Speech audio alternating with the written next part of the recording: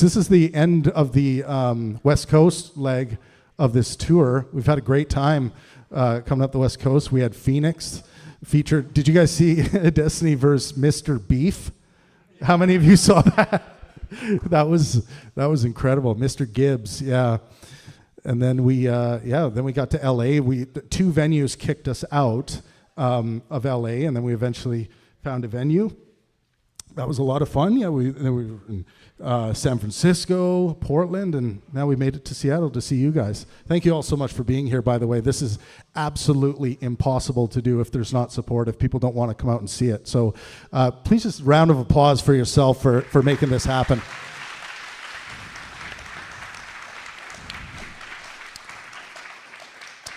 Okay, are you ready to rock and roll there, sir? Yeah, I'm ready for my strong Trump defenders, and definitely not a bunch more Destiny fans looking to chat with me for 30 minutes, right? Yeah, by the way, when we put these debate tickets on sale and it says, like, you must be a Trump supporter, you must bring a pro-Trump position to debate with Destiny, we really do mean that. But I know you want to get close to Destiny, I know you want to sit and chill with them, but you can always do that at the poster signing, okay? We have a debater today who just took a 4-day bus ride to be here.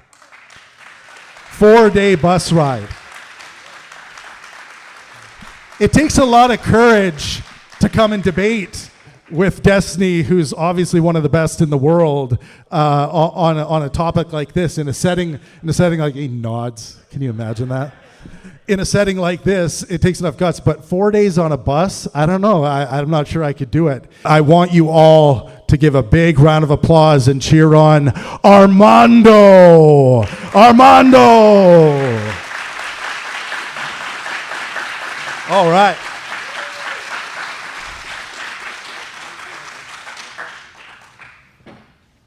Like I said, great seeing you again. So I have two topics that I want to talk about, and that was specifically how the government shutdown is the Democrats' fault, and also the second one, if we have enough time, being the militarization of cities being justified. Sure. Can you, before, pull a mic right up to your face? Because you got it. I mean, I don't want to kiss the mic like last time, bro. You're fine. Don't worry about it. Right. You're the first one up, so you're the first person to kiss it. Yeah, okay, so you want to talk about the government shutdown that's happening under the Republican president, Donald Trump, again, in a Republican-controlled Congress again. Is the Democrats' fault again. But what about the clean CR bill, man? Okay, what about it? The Democrats literally voted against it. The Democrats are holding the American people hostage. Why can't Trump negotiate with him? I thought he was the great negotiator. He's trying to. He literally tried to with Hakeem Jeffries. Did you not see that picture? That Trump 28 picture? What happened in the negotiations? They failed because the Democrats didn't want to vote for it because people like Chuck Schumer are caring more about, I guess, their leadership, like their position, rather than the American people, because you know Chuck Schumer doesn't want to get primaried by AOC. Okay, so I don't know 100% on how the CR stuff works for the Senate. Is Chuck Schumer the only Democrat in the Senate that can vote, or are there like 45 others? I mean, yeah, of course, but what about Hakeem Jeffries? I mean, they all vote in unison, do they not? I don't know, do they? Yeah, I mean, they do. Weren't there Republicans that Democrats were able to persuade to vote for legislation? Yeah, only some of Biden? them, like John Fetterman, yeah, but there's still other people who don't want to vote for it because they want to vote for their party, which would be the Democratic Party. So Democrats are the minority in both halves of our Congress. President Trump is a Republican. Bro, you need 60 votes to get a bill passed in the Senate. So they need to get 60 votes. They're trying to, but Democrats does not. They're trying to. Democrats do not want to vote for it. What was their negotiation? The negotiation for.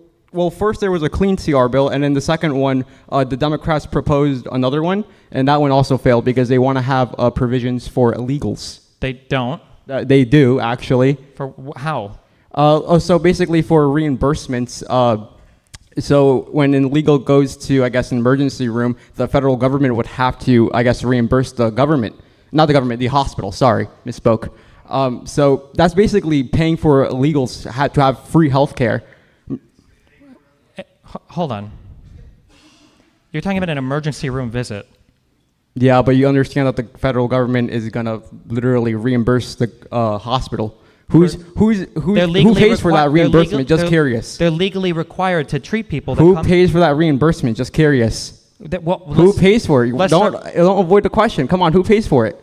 Well, it depends. It's either going to be the federal Who government pays or the for hospital. and where does the federal government get their money? Just curious. Right now, I guess through terrorists by taxing middle class and working class people. No, actually. Well, as of the one big beautiful bill, they get it from the Treasury by printing it. What do you mean? We're still running record deficits. We haven't done anything to address the debt at all. Actually, the tariffs, he's trying to offset the deficit with tariff revenue. Yeah, it's failing miserably. How? By not raising anywhere near enough money to offset the massive amount of money we're borrowing. We were under a $1.6 trillion deficit. Did we not negotiate deals with other countries, like No, the we EU? haven't yet. No. So what was the whole EU deal that happened in August? We have the same deal we have with the EU is the same one that the Republicans have with the Democrats right now for the CR. What do you mean? There is none. There is none. That's a complete lie. They're still negotiating. That means there's not a deal yet. No, they're trying to make a deal though. That's what negotiating means. You're negotiating a deal. It hasn't been negotiated yet. Yeah, but you said like why doesn't Trump try to negotiate? He literally is also trying to negotiate a deal. Not gonna lie. You mentioned that Chuck Schumer had voted for prior CRs. Yeah. We didn't vote for this one. Yeah. Chuck Schumer answered that question. He said why. It's because in prior ones there's been negotiation. There's been open dialogue between both sides. On this right here, like Johnson has said that there will be no. So would you not say that when Donald Trump invited the Senate majority and the Senate minority leader both in the cabinet, is that not like, I guess, both in their what? When Donald Trump invited them, that famous picture with the Trump 28 hats? Is that not trying to have some open discourse to negotiate? I would say that having the Trump 2028 hat Okay, in he and was of itself trolling. makes it.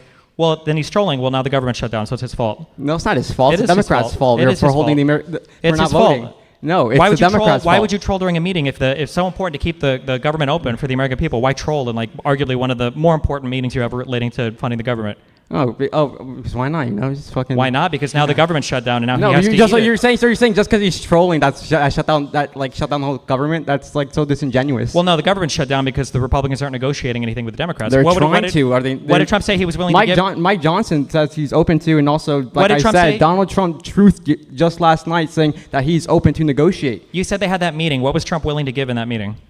I think he said that he asked the Senate minority leaders what they wanted basically, and they basically wanted to give these provisions to help out these illegals, and Donald was like, they wanted to restore what was cut from Medicaid. No. Yeah, which was the one big beautiful bill. No, because the one big beautiful bill reformed Medicaid. Yeah, by making cuts.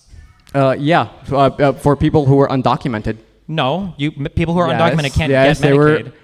People who are undocumented cannot get Medicaid. I swear, Mike Johnson, he cited from the Senate's, congressional, I can't remember the exact name right now, but basically they said that there are like 3.2 million undocumented people under Medicaid. You covered it during your stream. I don't. No, they can't. They don't qualify for Medicaid. They can't qualify for those things. You have to be a legal alien, or you have to be a citizen. An illegal alien. A legal. Oh, a legal one. Yeah. Okay. So sorry. The problem is that like Trump, you understand like the frustration. Like Trump can literally do no wrong. That's not true. Well, okay. Is it just a coincidence? Is it just a coincidence that he will have presided over more government shutdown days than all the other presidents combined in history? I don't think that's a coincidence. No, I think it's just that Democrats, they have a big hate for him, and they want to blame him for everything. Okay. So then Donald Trump can do no wrong. No, right? he can't do wrong. It sounds like if anything bad happens on him, it's just because he has to deal with a bunch of haters. I mean, he does he not? Like, didn't Biden have to deal with a bunch of haters? The current did Biden? Yeah.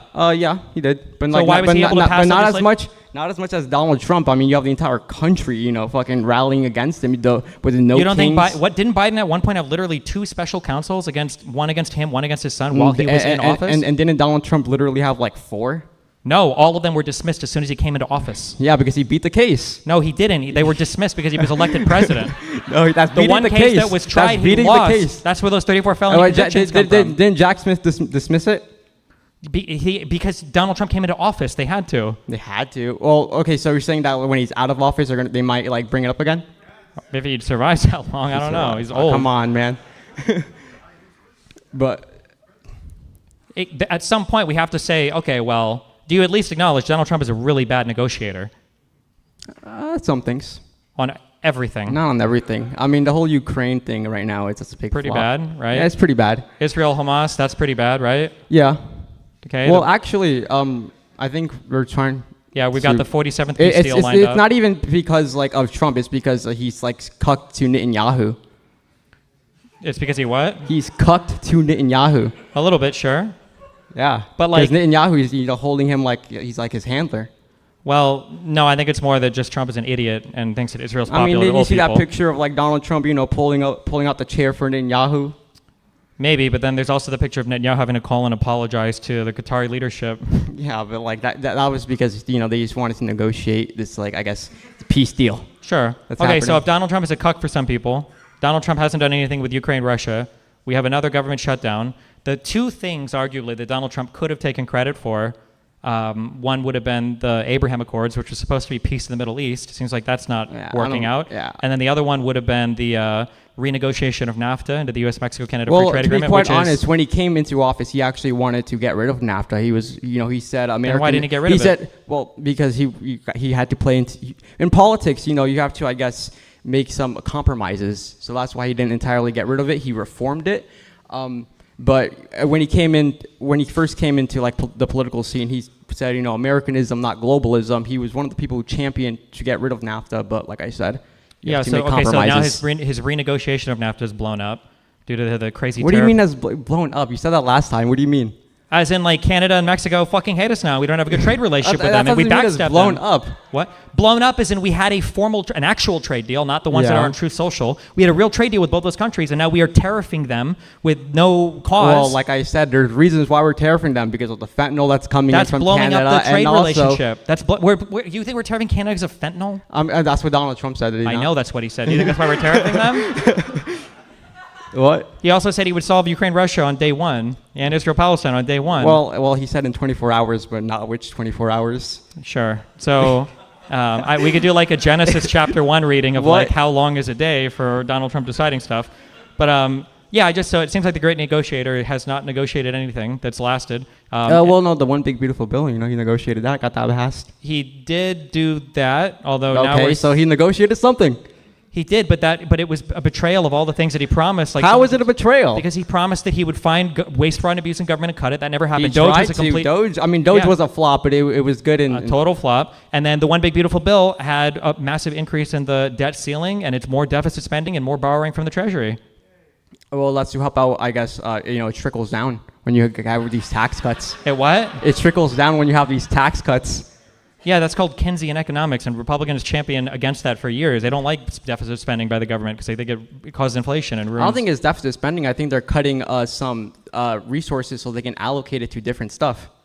But when the government spends money that it doesn't have, I know what a deficit it incurs a is. debt, so it is deficit spending.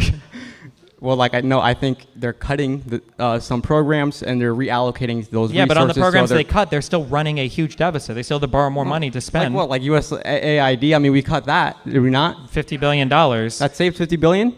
Yeah, but what is our discretionary, non-discretionary total spending? Is almost what, $7 trillion? Well, in the trillions. And now we're having to, it's like $7 trillion. And now we're having to bail out our fucking soybean farmers.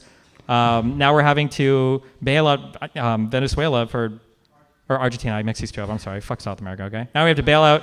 I'm just kidding. Now we have to bail out Argentina for God knows what reason. You don't know why we're bailing out Argentina? I don't. Well, I know it's because he likes Malay or whatever. I guess. What? I think there's a more nuanced reason than just him liking Malay. What's the more nuanced reason? I don't know, but I would look more into just him liking Malay. That's kind of stupid. Is there like a Jew thing involved here? No, that's not. Why would you assume that? Because you're MAGA. And you're Well, young? no, because so like MAGA 95% of the time is a Jew thing? Why? Well, no, what is the thing with Argentina? I don't fucking know. Okay. Good troll. Yeah, so Trump sucks. Trump does not suck. I mean, it seems like like everything that he touches turns to shit. It seems like he's failed like monumentally in his job as a leader of Congress, like a spiritual Okay, leader you're of his holding him party to for such Congress. a high standard, bro. What? Like, you hold him like to such a high standard. to hold Why him to didn't the you same hold standard- Biden to the same standard? Biden exceeded whatever standard anybody set for him on every level. How? And Trump has failed. Well, he managed to pass tons of comprehensive, like huge legislation, some that the Republicans wanted to but couldn't, like an infrastructure bill. He managed to create a ton of jobs and bring down inflation by the end of his term. But he also passed like stuff like the Green New Scam. He didn't. Yes. No. Did the Green New Deal not pass under Biden? No, So who did it pass under? it didn't. Oh, that's good. Okay. Yeah, I thought that the leadership he provided on the world stage was good for Ukraine, Russia. He actually stuck to the commitment to pull troops out of Afghanistan. Right, that totally flopped. We literally left so much like military equipment there in Afghanistan. Sure, it was part of the Afghan army's equipment. What were we going to do, take it from them? No, not all of it. We left our own equipment there. No, we packed up and we took our stuff and we left in place what we had granted the Afghanistan army to use. That we granted? Yeah, what do you think we spent like 20 years there doing and training the So forces there? we paid for that equipment that we left there? Just Yeah, welcome to war. Yeah, you pay for shit. So that's our equipment, is it not? If we paid for it? If I give and you a then birthday present, do I own the present? What do you mean? It's not, I wouldn't call that a present. Well, yeah, we were, I guess, nation building. Yeah, you invest in the other country and then eventually leave. We weren't going to take all the stuff. I mean, did the Taliban, like, I guess, government that, not Taliban government, did the Afghan national government, yeah. Yeah, did that not collapse? Yeah, it did, yeah. Yeah, so it was a complete flop even after we pulled out. Yeah, but I mean, what are we going to do? We're going to stay there forever. So why are you going to like try to like say like that's such a good thing that like Biden did when it good that he completely stuck- flopped? It's good that it stuck to the date because Donald Trump was the one who kicked the can down the road and scheduled the pullout date for outside of his term. But at least Biden stuck to it instead of just keeping us there for another 4 years. I'm sure it was because he wanted to do it more strategically, like better. Than And why didn't he Biden. negotiate that the first time? You see this pattern of Trump it fucking takes all of his a long negotiations time, bro. up? Like you can't just negotiate why did he one negotiate- thing in like 24 hours. Why Biden negotiated stuff? No. In 24 hours? No, why? Trump didn't have to negotiate anything in 24 hours. He was president for 4 years. Like I said, you're holding him to this high standard. I'm holding the standard just being a president. He failed on every single level. Human decency, basic decency, like Human presidential decency? decorum, like being able to champion legislation. What do you mean he failed on human decency? Like the fact that he constantly attacks enemies, the fact that he constantly what about how the one big beautiful bill literally helps out middle class Americans? I mean, the ones that all got their Medicaid cut for them? No, isn't there like a policy in the bill that says if you make under like 80K, you get like 5K in tax credits back? I mean, there might have ultimately been some tax cuts that were made permanent from the last tax cuts, but I mean, like those tax cuts help the middle class. but it's just deficit spending. Okay, but it helps out the middle class. Yeah, but when Biden was sending out stimulus checks, you guys were crying that there was too much money. But Trump also sent out stimulus checks. I during his know, first. yeah, I kind of everyone liked that. No, all the Republicans blamed the stimulus checks and stuff for inflation. Okay, but how did the American people feel Okay, about hold it? on. Just Do you think curious. is deficit spending to help America good or bad? It depends on the situation. I mean, because like let's look at like for example, like in 2008, we had to use some deficit spending to bail out the banks. If we didn't do that, we would have gone to a depression, and that's coming from the Federal Reserve. I agree. So, like I said, in some cases, when Donald Trump initiated the initial, when he did the Tax Cuts and Jobs Act, there was no pressure. He didn't have to do that. When he did that back in, what was it, 2017 or 18? 2018, I think. Yeah, he didn't need to do that. We weren't under any economic turmoil. Like the markets were fine. He wanted to help out Americans, did it not? Did not help out Americans? But by deficit spending, for no reason. But did that not help out Americans? If you think deficit spending helps, then yes. Did it not help out Americans? If you think deficit spending helps, then yes. Oh, so yeah. Okay. Well, why don't you like deficit spending?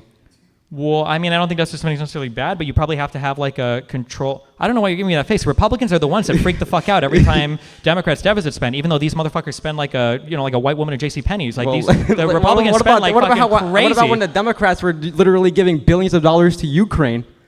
I think that's a worthy cause to give money to. No, it's not. That's a whole proxy war. Victoria Nuland literally kicked out Yanukovych in 2014. Even if it was a proxy war, who is the proxy war between? Ukraine and Russia.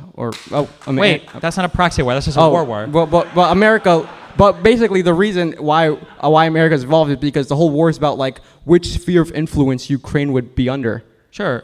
So let's even run with this. That it is a proxy war. Shouldn't we be working on that? Isn't that good for us? No, it's not actually because it strains our relation with Russia. Well, but they're our adversary, right? No, they're not. Russia is not our adversary. If Russia's not, you say Russia is our adversary, I mean, we're not in the fucking Cold War anymore, bro. Well, I mean, we just have contrary interests globally. I don't know why, but we do. I don't know. Well, probably because we've been fucking sanctioning them since like the early 2000s. Okay, well, why hasn't Trump done anything about that? He didn't make them our friends from 20... He's trying to. Did he not just... He was president for the first term. Why didn't he do it in August? Why didn't he do it his first term? What do you mean? Why didn't he make friendlier relationships with Russia in the first term? Did he not? He tried to. He literally met with Putin during his first term. Did he not? Yeah, he also met with Kimmy. He didn't get anything done. Well, What does Trump brag about trying to. from his first term? He says, I was the first one that gave javelins to Ukraine. I was the one that let them blow things up instead of all the blankets that Obama gave them, right? So all he's bragged about is making Ukraine more offensive. No, but he's also bragged about how he's met with Putin multiple times. Yeah, but that's my line. What do you mean? You said you want us to be with Putin, right? What? You said you want us to be with Putin, right? I want us. I think we should have a better relationship with Putin. Okay, and Donald Trump seems to have failed with that because you just said he said that he's not with Putin multiple times, right? When did he say that? Didn't you just say that? No, I Did I misunderstand you? I thought you said, but he said over and over he's not with Putin. No, I said he's with Putin. He met with Putin. I said he bragged how he met with Putin. Oh, he's bragged about meeting Putin sometimes, yeah? Yeah. But he's also bragged about giving more weapons to Ukraine in 2017 or whatever. Mm-hmm. And we have nothing with Russia. The strikes on Ukraine have just gotten worse and worse. Because we've also been sanctioning Russia for God knows probably 20 years, and we have investments in Russia. So why are we gonna sanction a country that we have investments in? Why is he doing it then? He didn't do it. We were doing it Obama did it. Isn't he sanctioning people that are trading with Russia? Wasn't that part of the big deal with India recently, that Trump is sanctioning Russia's trading partners now? With India, yeah. He sanctioned India because India buys petroleum from Russia. Okay, so what do you support in regards to Russia, and how do you think Trump is furthering that? Because it feels like he's all over the map right now. In a way, it does feel like he's all over the map, but I feel like we should, pull out of Ukraine, stop helping them, and we should make our relationship with Russia a lot better. Pull out of NATO as well, because NATO is another reason. I feel like the whole reason that NATO was even made is to be an adversary of Russia, so that's not really helping, this peace that everyone wants. Why would it be adversarial to Russia if it's a defensive alliance? It's a defensive alliance between the West and Russia. That in and of itself is fundamentally adversarial, is it not? I mean, only if they attack, right? But yeah. Not only if they attack. It's we've been expanding our borders more and more to the east. When Gorbachev, we expand because countries ask to join NATO. But you understand that when Gorbachev tear down the wall, he told H.W. Bush explicitly not to expand to the east, and H.W. Bush agreed. But no, I don't think so. I don't think that ever happened. Yeah, that's what happened. I know it didn't. I promise it didn't. It did. There's that 1 inch east, not 1 inch eastward quote. That had to refer to the militarization of East Germany. Right? That referred to the militarization of East Germany. Mm-hmm. You know how it's impossible that he made that promise that they wouldn't expand eastward? It's because when Gorbachev was, I don't know if it was the premier or whatever of Russia, you still had the Warsaw Pact and you had Russia. There was no place eastward for... But then the Warsaw Pact completely dissolved after the USSR. After, yeah. Yeah. So there was... after the USSR dissolved, why didn't we get rid of NATO then? I'm saying, why would he have made an agreement in the 90s, or at 1990 or 89? Why would he have made an agreement not to expand eastward when the Soviet Union and the Warsaw Pact was there? Nobody knew it was going to collapse. That's why I'm saying that agreement never existed. Because he didn't want the NATO to expand closer and closer to they Russian get closer. borders. They were already all They bordered. could have. I mean, and right now they are getting closer. I'm saying Finland. At the time that promise couldn't have been made because they were right up to each other. Mm-hmm. Like your Baltics and everybody were in the Warsaw Pact, and everybody and Poland, everything is in the Warsaw Pact, mm-hmm. and then NATO countries are right up to the border of the Warsaw Pact countries. So why would they made an agreement not to expand eastward? There was no place to go eastward unless you knew, into the future, that the Soviet Union was going to collapse. I know that's a bad one. Greenwald and everybody uses that argument, but it's bullshit. I'm just saying. Also, there's no agreement on paper, and Gorbachev himself has come out in an interview and said that wasn't an agreement, and there was no formally signed agreement. It would make sense for there to be an agreement. But regardless, Trump has done nothing. No. This is really hard. This is a hard position for you to defend, right? Ask me to defend anything about Biden. Watch how easy this will be. Ask me to defend something about him. He did the CHIPS Act. That was pretty good. Yeah, it was. Yeah. Yeah. Well, no. But give me something to defend. That's hard for me to defend about Biden. Yeah. Defend about Biden? Yeah. I guess how he lied to the American people about him not being senile. I feel like there is more evidence of Biden's mental faculty than there is of Donald Trump's. Yeah, I mean, Biden was falling downstairs. So, one, he might have taken a stumble once. He's an old guy. That has nothing to do with senility, number one. Number two, didn't Trump himself have a stumble walking up the stairs to Air Force One? That Rubio... but as many times as Biden, and also, did you not see that whole debate that they had last year? I watched the debate. The debate performance was bad. Yeah, I don't know if exactly. the Can you debate really defend his debate performance? No, I thought it was a bad debate, but I don't know if it's evidence of senility. The problem is like, so we've seen Donald Trump make a multitude of errors. He was sitting right in front of a guy that he didn't recognize when he was talking to all of the world leaders at that long table, right? And he had to ask where the leader of... okay, and also right? he called, and also Biden called the president of Egypt the president of Mexico. He mistaked that. I'm probably getting those two reversed, but anyone can find the clip. Donald Trump said he was flying to Russia when he was going to Alaska. That was kind of weird, right? Donald Trump seems... I think... Donald Trump seems to forget a lot of things too now as well, right? Didn't we buy Alaska from Russia? Well, did we not? Do you think that's what Trump was referring to? I think so, yeah. No, I don't think so. Did we not though? Donald Trump looked like he was playing Rust. Okay, walking down the red carpet. Okay, he was like zigzagging, dodging sniper fire. Okay, when he was walking to that meeting with Putin. He seems to forget a lot of stuff. He seems to not know any of the executive... So does Biden. Yes. No, I don't think so. You might have stumbled or stuck to talking sometimes, but like, for instance, here's the thing that you look this up when you get home. I have never in my life seen Biden sign an executive order that was handed and explained to him. Yeah, because he signed it with a fucking auto pen. No, that was handed and explained to him. He would come out, he would explain it on stage, he would walk over and he would sign it. Donald Trump literally... They were doing that for the TV. Okay, how do you feel when Donald Trump is having these papers given to him and explained to him before he signs them, and he's just nodding along? I think they're doing that for the cameras. You think Donald Trump is pretending to be a clueless dipshit who doesn't know what he's signing for the cameras? I don't think he's pretending to be clueless. Why do you think he's clueless about it? Because they're handing him the thing, explaining it to him. He's going, oh, good idea, and then signing it.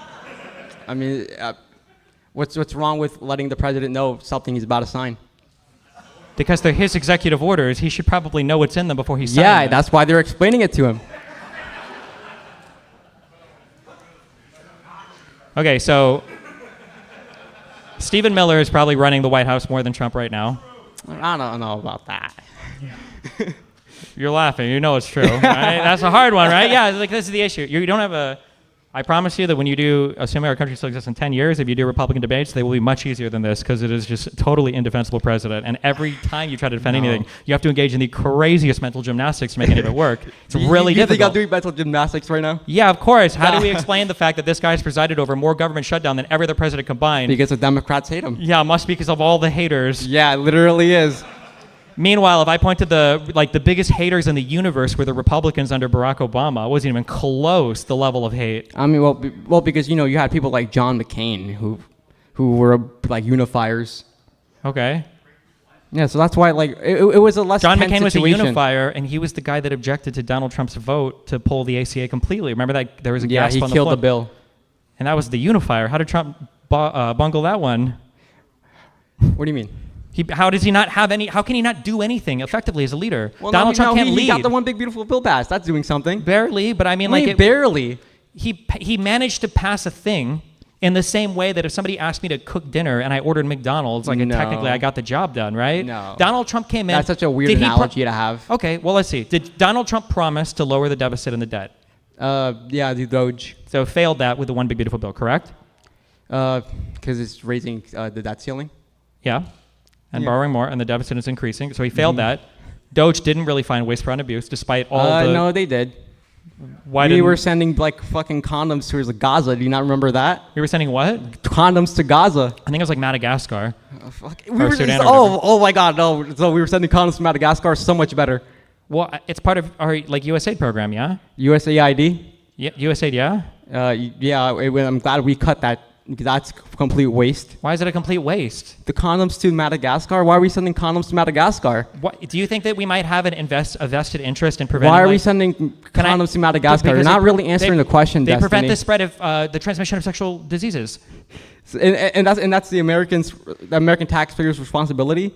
It's in our best interest. Where do you think diseases come from?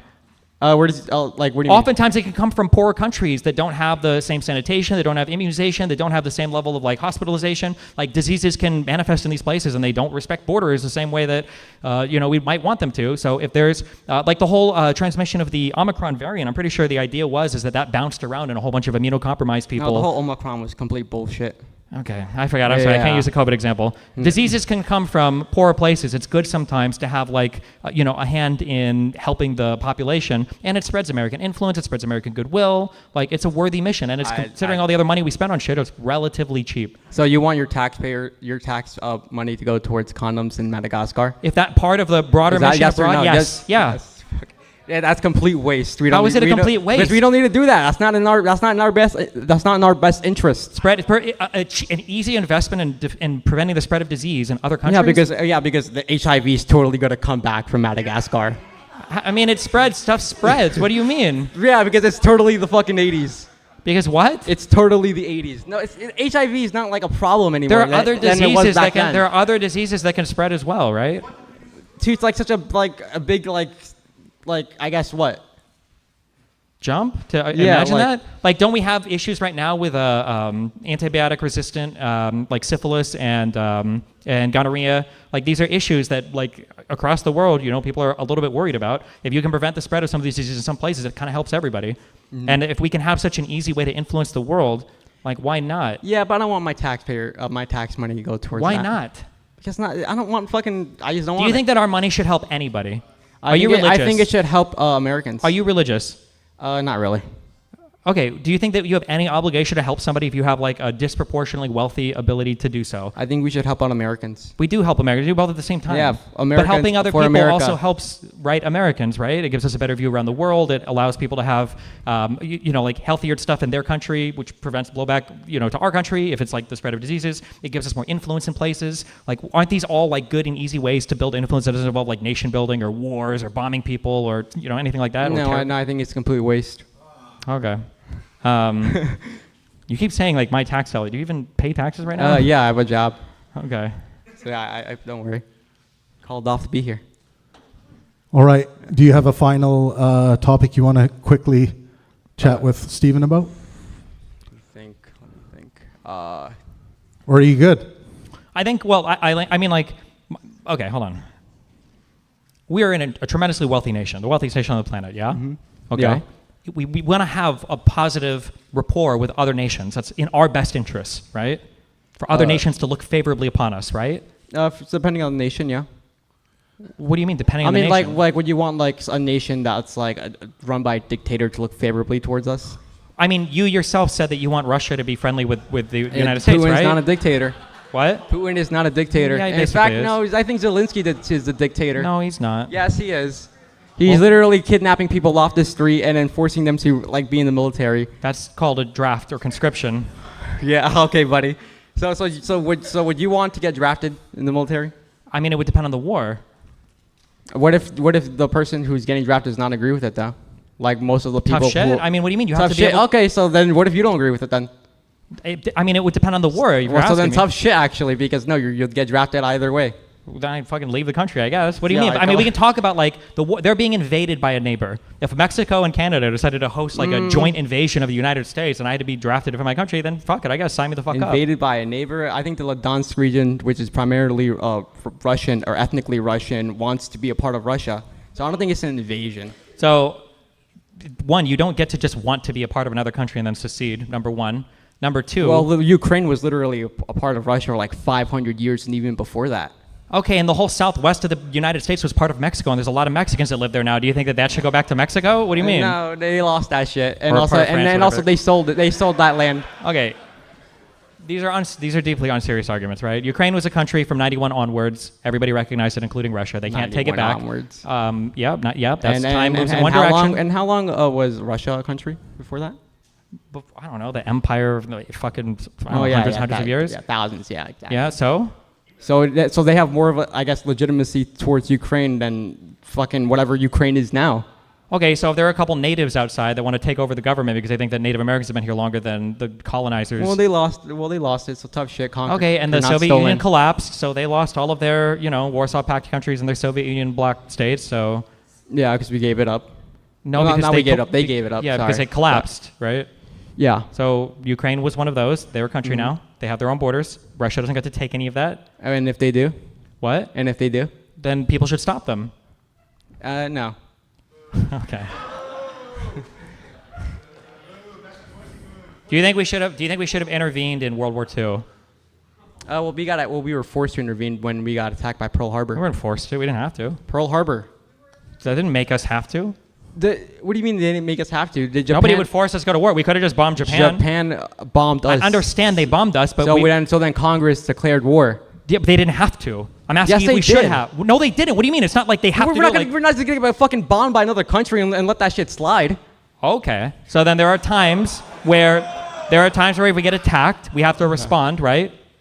Huh? There are times where we get attacked, we have to respond, right? Yeah. Okay. If we knew that Japan was going to attack us the day before, would it have been okay for us to attack beforehand if we would have known? If we knew? Yeah.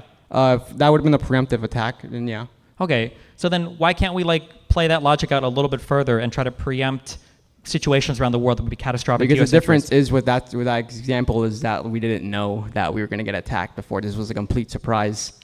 Well, but I mean, we'd already kind of taken a side. There's a reason why we got attacked, right? We'd already kind of taken sides in that conflict anyway, right? Well, no, I know we were sending funding or aid to Europe. Pretty significant, right? I think we were already doing Lend-Lease with the Soviets. I think we'd stopped trading with Japan. Where are my history people? So are you defending why Japan attacked America?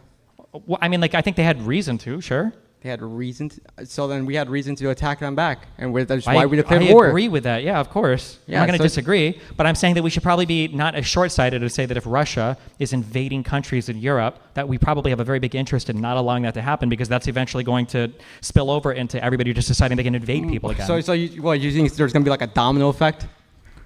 Well, The domino effect has been a myth. Really? Yeah.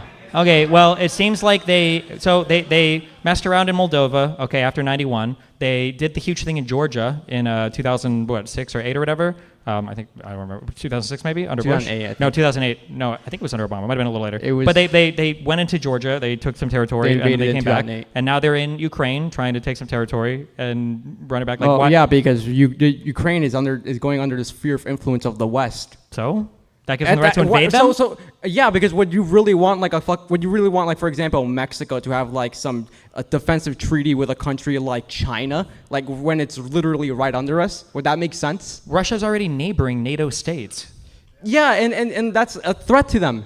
Well, then, no, in what way? Because NATO in and of itself is an adversary of Russia, is it not? When was the last time Estonia invaded Russia? They don't have to invade. When was the last time they threatened Russia? Russia doesn't feel very threatened by now Finland and Norway Well, and Sweden. this whole treaty is it's a defensive treaty. Yeah, if you attack us, it's creeping up on their border. Is that not they're basically forcing Russia into this? That doesn't make any. Would you think it's weird if you go to visit your neighbor and your neighbor starts complaining that his neighbor put in a new crazy security system for his house? And it's man, if you try to break a window there, these motherfuckers will hear everything. It's bullshit. Wouldn't that be kind of weird? Wouldn't you think that that's a little bit strange that he's so concerned about that? I don't really get your analogy. What? I don't really get your analogy. My analogy is it's very strange that Russia would be so perturbed by a defensive alliance on their border unless they had the inclination to attack other countries. But what if for example when NATO randomly attacks Russia? That's never happened. It could happen. Why would it randomly happen? Because what if they say, oh well, Russia is might do an attack, so we have to stop that attack through a preemptive strike. That's retarded. Yeah. Any final thoughts there, Armando? Nah, that's about it. Okay. Everyone put your hands together for Armando. It's not easy to get up there and do this. All right. Yeah, say what? What do you want to say? I don't know if you're going to upload it, but I also debated Dave Farina and Dan Wilson. Yeah, you did. I will upload that. Yeah, so if you can check out the Pangburn channel, you can see my other debate. It's a 2v1. All right. Thanks, Armando. All right. Next up, Mr. Tristan Zapp. Tristan, you're up next. Give him a round of applause. Let's bring him to the stage. Big round of applause.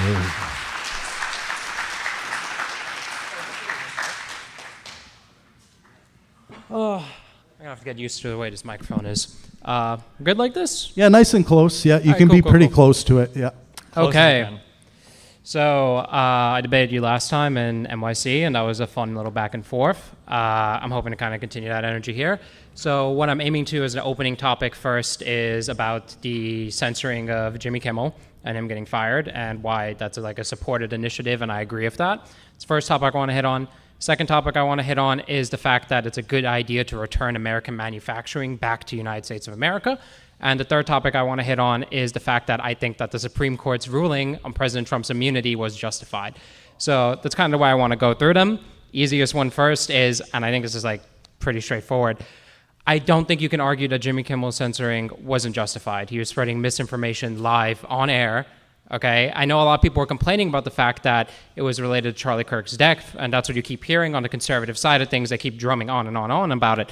But from my perspective, being on the right, it was more about the fact that he straight up said that that the guy was a MAGA shooter, right? He said this was one of MAGA's own, right? And he said that in the speech. You can look at it. I see a lot of head nods in the room. You can look at it specifically. He says this was a MAGA shooter. And it wasn't a joke. And here's the thing. When you spread misinformation on your side, I think it's perfectly valid to be deplatformed. Okay, hold on. I would applaud that, maybe. Okay, so the first thing, I'm going to try this. Okay, what is the, where do you normally get your news from? Honestly, this is going to sound crazy, but I usually cycle around between a lot of different news sources. So I check out extreme right-wingers like Gavin McInnes, right? I check out some America First stuff. And then I also check out some left-wingers like Hassan, Vosh. I scroll through some of your stuff too on occasion. It's just that it's really important to get a good gaze of what the political spectrum's like and what the people around me are thinking. So okay, so Jimmy Kimmel. The reason I asked is because Jimmy Kimmel absolutely did not say that guy was a MAGA shooter. What Jimmy Kimmel said was that it was. I'm paraphrasing slightly, but it was something along the lines of after this information has come out, Trump and the MAGA people are doing everything they can to label this guy as anything but their own. Yeah, that's what he said. Okay. That statement is true. Yeah, if they're doing anything to label him but their own, yes, the implication there is that he was a MAGA shooter. I mean, how is that not the implication? So, being good faith, you can argue that could be an implication. You could take that from that. What is the implication you took from that then? Well, the explicit meaning, what he's saying is that they're doing everything they can to make it so he's not one of their own. That is true. The second the shooting happened, before we knew anything about this, Vance, Trump, and everybody else was already declaring that it was a crazy trans shooter, that the person was a left-wing extremist. We didn't know anything about it. They were doing anything they could to make it so that he wasn't one of their own. That is what they were doing. Okay. That's I feel like it's a little disingenuous on the wording because the implication there is, from my perspective, that he is implying that if they're doing everything to make him seem like he's not his own, there's implicit guilt in that statement, right? Because he was talking and he opened up. I watched the entire thing. Yep. He opened up talking about the shooting, and basically the right wing's response to it was to make it seem like it wasn't their own. Right? Which was the response, and it was disgusting. Yeah, but if the implication is that the right isn't trying to make it seem like it's their own shooter, then the implication is that it is one of their own. Like I said, if you're being super good faith, I understand how somebody could take that from it, but I think that my interpretation is just as valid because explicitly and factually it was true. They were doing everything to label this guy as not a MAGA person as soon as they could. If you could pull two different types of perspectives from the same type of line delivery, don't you think there's an issue with the delivery in itself, right? If he's appealing... I understand what I'm saying. I'm just saying, firstly, that what he said explicitly was true. We can argue that the implication maybe was that kind of sounds like you're saying it was a MAGA shooter, although he didn't say that anywhere else in his opening speech or anything. We could argue that you could take it from that, right? Who's Jimmy Kimmel's main audience, would you argue, on the political spectrum? It's probably going to be boomerish people. Yeah, but on the political spectrum, who is he largely going to be probably seen My guess is going to lean nowadays probably quite a bit to the left. Yeah, right. So when Trump goes on stage and he says we're going to fight like hell, and you claim that that's being... violent rhetoric and other things, right? And you call out the fact that because of his base being violent, that's the way his base is going to interpret it. When left-wingers hear Jimmy Kimmel say the right is doing everything they can to not blame one of their own, the implication there to a left-wing audience is going to be that he's one of their own, right? And we see this before you continue. Just 1 second.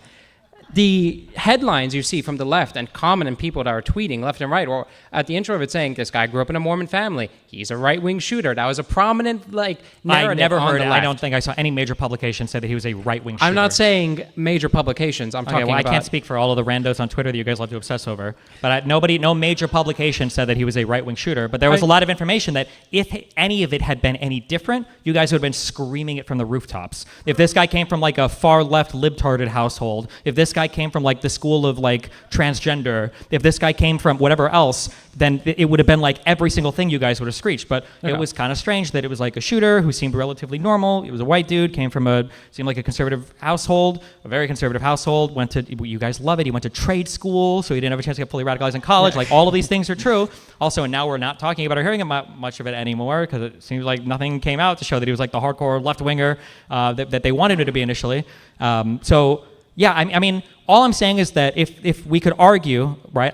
When I listened to Jimmy Kimmel's full statement, I immediately understood, what he was saying because it's true because I'd watched it. I'd watched conservatives do this. They were making statements about who the shooter was. Nancy Mace said the Democrats owned this before we knew anything about the shooter. It was crazy. I know, but if you're going to sit here and critique the right's ability to run with headlines and run with stories like claiming that the shooter was trans and all these other things that we saw in the aftermath of the shooting, and you're going to say that like, well, like it's whatever because like I could kind of play the same game and be like, well, their audience just took the wrong message. No, right? You can't play that game because when somebody says the Democrats own this, or when they say the shooter was probably part of Trans-Tifa, there's not much room for interpretation there. Number one. Number two, Jimmy Kimmel is a late-night talk show radio host. We're comparing that to the president, the vice president, sitting members of Congress, the head of the FBI. I mean, do you not think that there's like some importance in the position that Jimmy Kimmel is in, though, with having a wide like audience of like left-wingers? I would never admit that to a conservative who says there's no importance in anything that the president of the United States says. Well, I will admit there is importance to the president of the United States. Okay, then in that case, I would say in mind, I would say that Jimmy Kimmel probably could have been a bit clearer with his statement, so that you couldn't take that bad interpretation from it. But we're nowhere near the level of like this should be forcibly censored off all of everything, and he should be fired for it, considering the government traditionally never engages in that type of behavior. And if they did, Fox News wouldn't be on air. Yeah. I mean, I agree with what you're saying for the most part, but there's like the highlights there where I just think like it's important that like misinformation is kind of not like spread around. And when like that's fine, but we already said that the government can't do this, right? With what? Do anything about misinformation. Conservatives just spent the past 5 years crying and screaming and bitching about YouTube banning people and Facebook banning people and X banning people and free speech has to be absolute.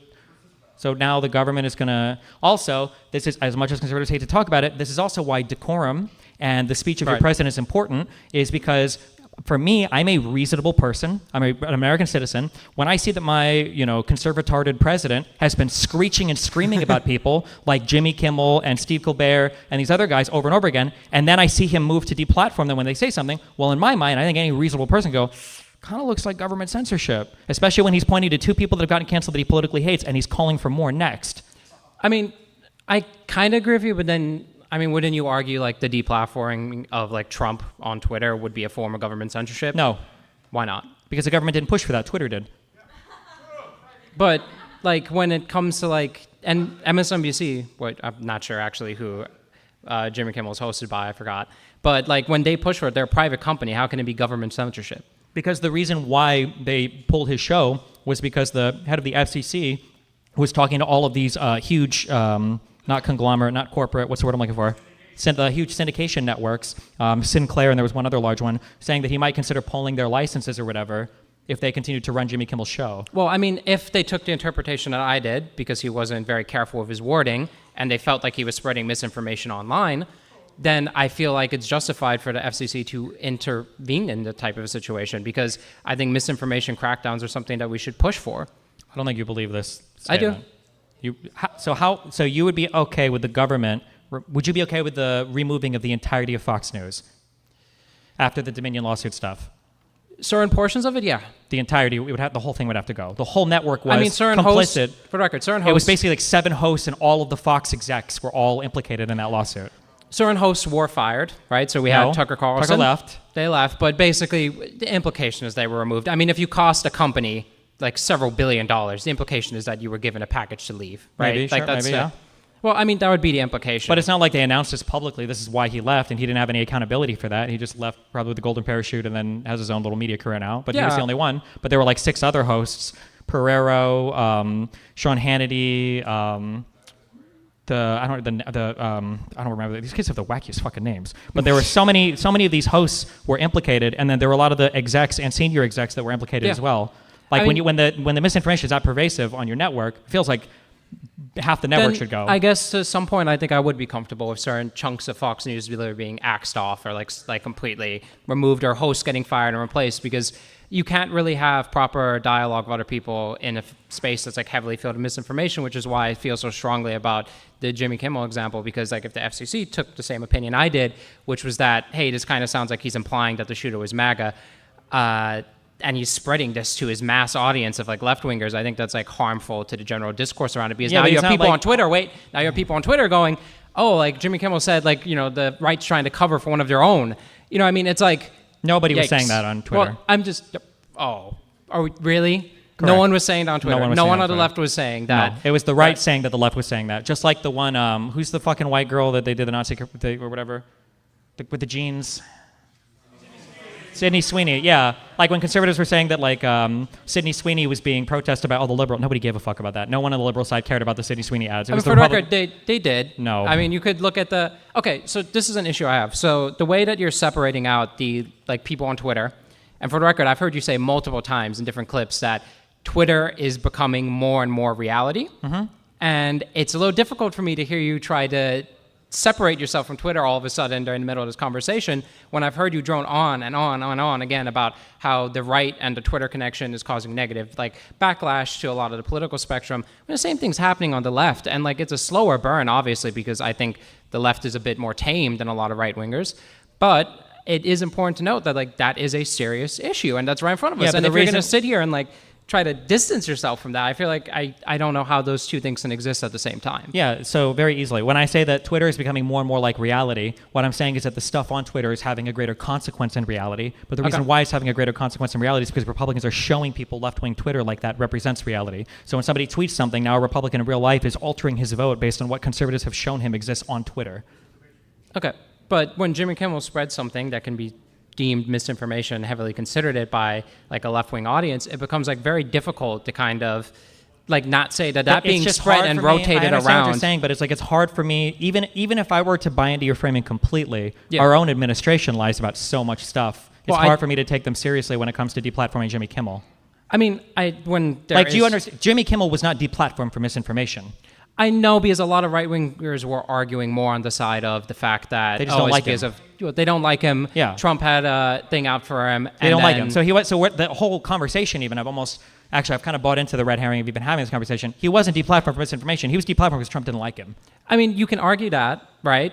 I think it's plainly obvious. Because if we were deplatforming for misinformation, there's a billion other people that would be deplatforming first. I mean, you're someone that really likes direct statements, right? And you really like direct statements of someone saying X thing, and you kind of jump around to that to a lot of like defenses of your left-wing speeches and other things.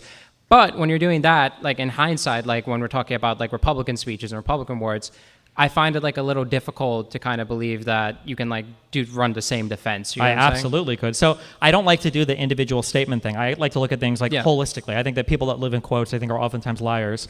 If you want to challenge holistically anything, so like earlier you made it sound as though I was saying Trump saying fight like hell was like the one line that I was using to attack him on that speech, when conservatives try to save it with the I know you'll go marching peacefully, although they misquote that as saying he told them to go marching peacefully. Yeah. I pull that quote out because conservatives like to live in quotes, but that's a whole hour-long speech that he gives where he talks about how the election has been stolen. Mike Pence needs to help us steal it back. We're going to go and give all these congressmen the power and strength to steal it back. Right. We're going to go there and we're going to lose our country. Otherwise, here's more examples of all the voter fraud, half of which he'd already been told. Actually, I think every single example he'd already been told was untrue. Like, that was my issue with the speech. Now, generally, I can't get through all that with the conservatives because they don't even know that speech existed more than just one line. But when you're harping on like specific words and there's no specific words said by like we don't have like a written transcript of Donald Trump saying to the FCC, hey, listen, like, we have an opportunity here to get rid of Jimmy Kimmel. They all are literally tweeting about it and talking about it openly. Yeah, I know, but like, there's no like direct, like, you got what I'm saying? Like, there's the FCC no order guy was from the literally top on a down. show, like talking about how, like, maybe we have to start looking at their licenses next. If they don't do something about this. And then Trump is truthing out, like, I support the removal of these guys. Like, how much more top down can it get?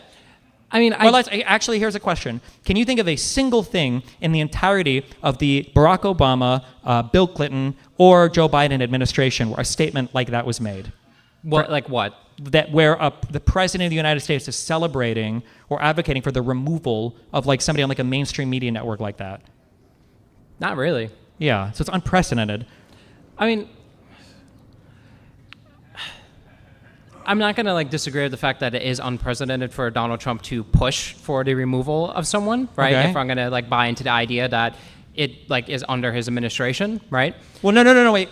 So I wouldn't make that argument normally because generally there's a level of separation between the president and his officers and his cabinet members and his different. However, this administration explicitly and specifically argues for the concept of the unitary executive theory. Yes. Yeah.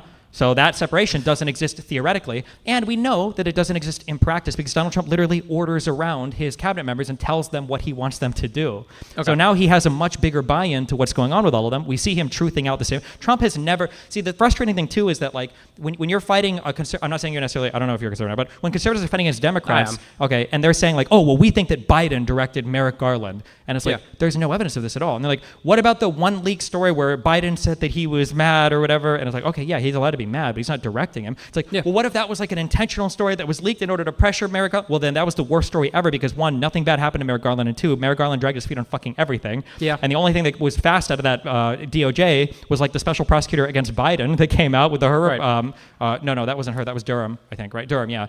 Or the her was for the FBI thing. So if Biden was trying to do that, it was horrible. There's no evidence of him even really trying to do that. But then on the Trump side, we've got Trump openly bragging constantly about controlling his administration to do everything, and he's truthing out constantly. It's like a fucking stream of consciousness from this guy's brain, and we see and you're like, well.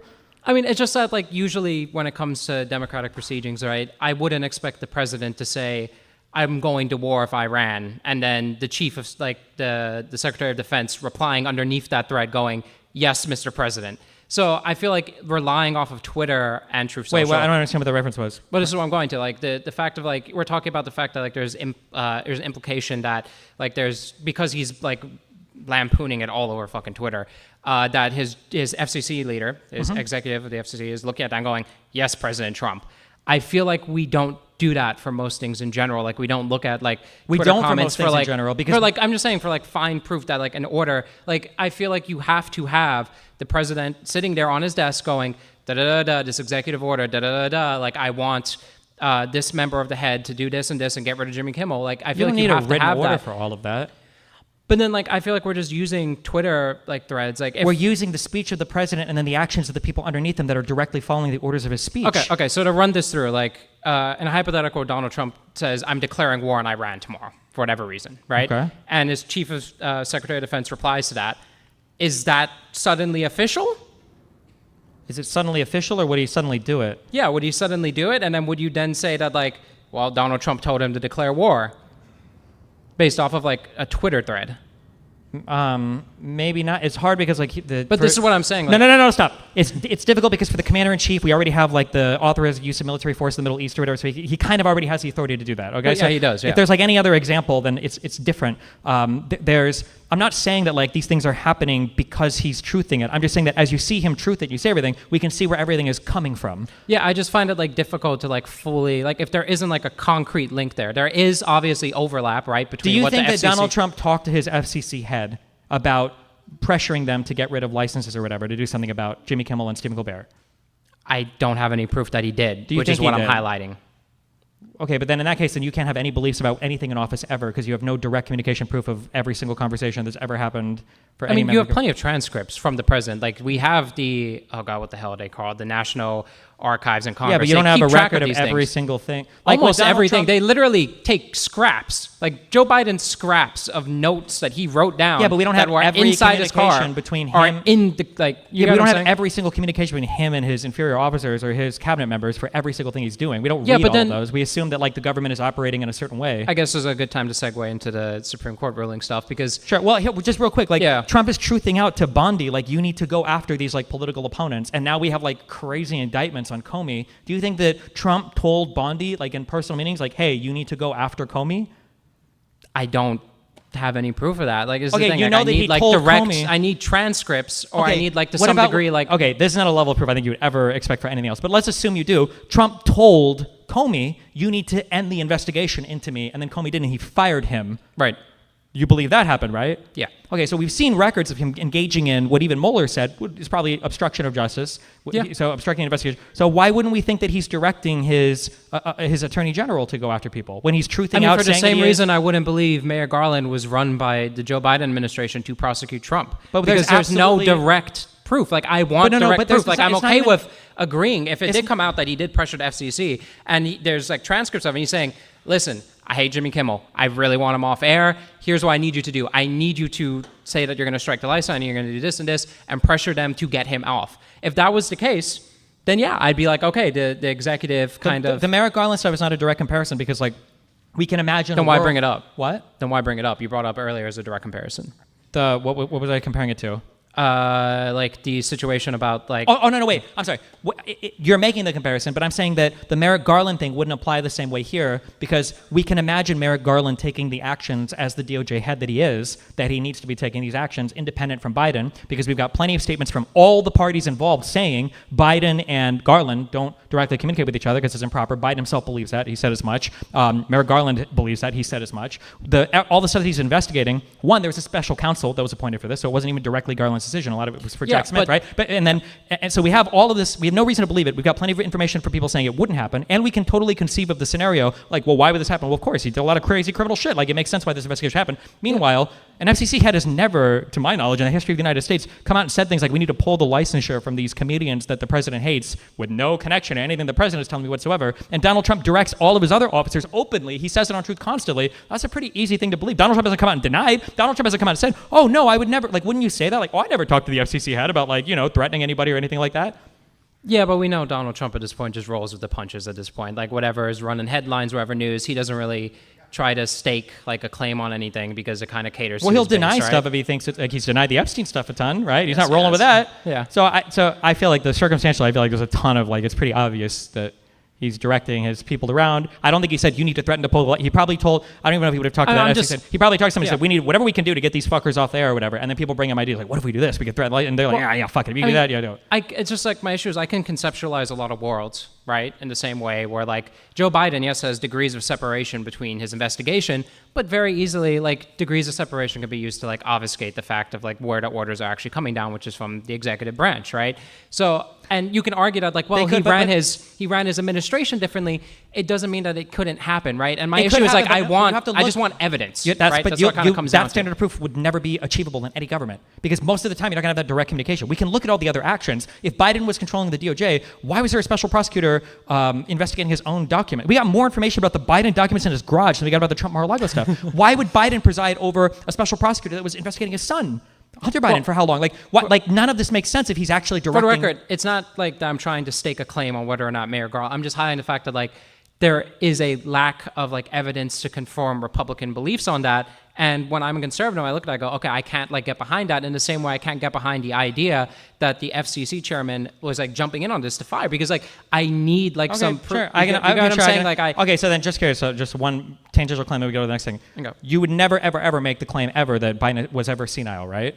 Because we have no 100% confirmation or proof of any kind of senility. A bad debate performance is not evidence of being senile. I mean, I would say he's old, and old people forget stuff. I mean, I got a grandmother. We're not talking about being old. We're talking about being senile.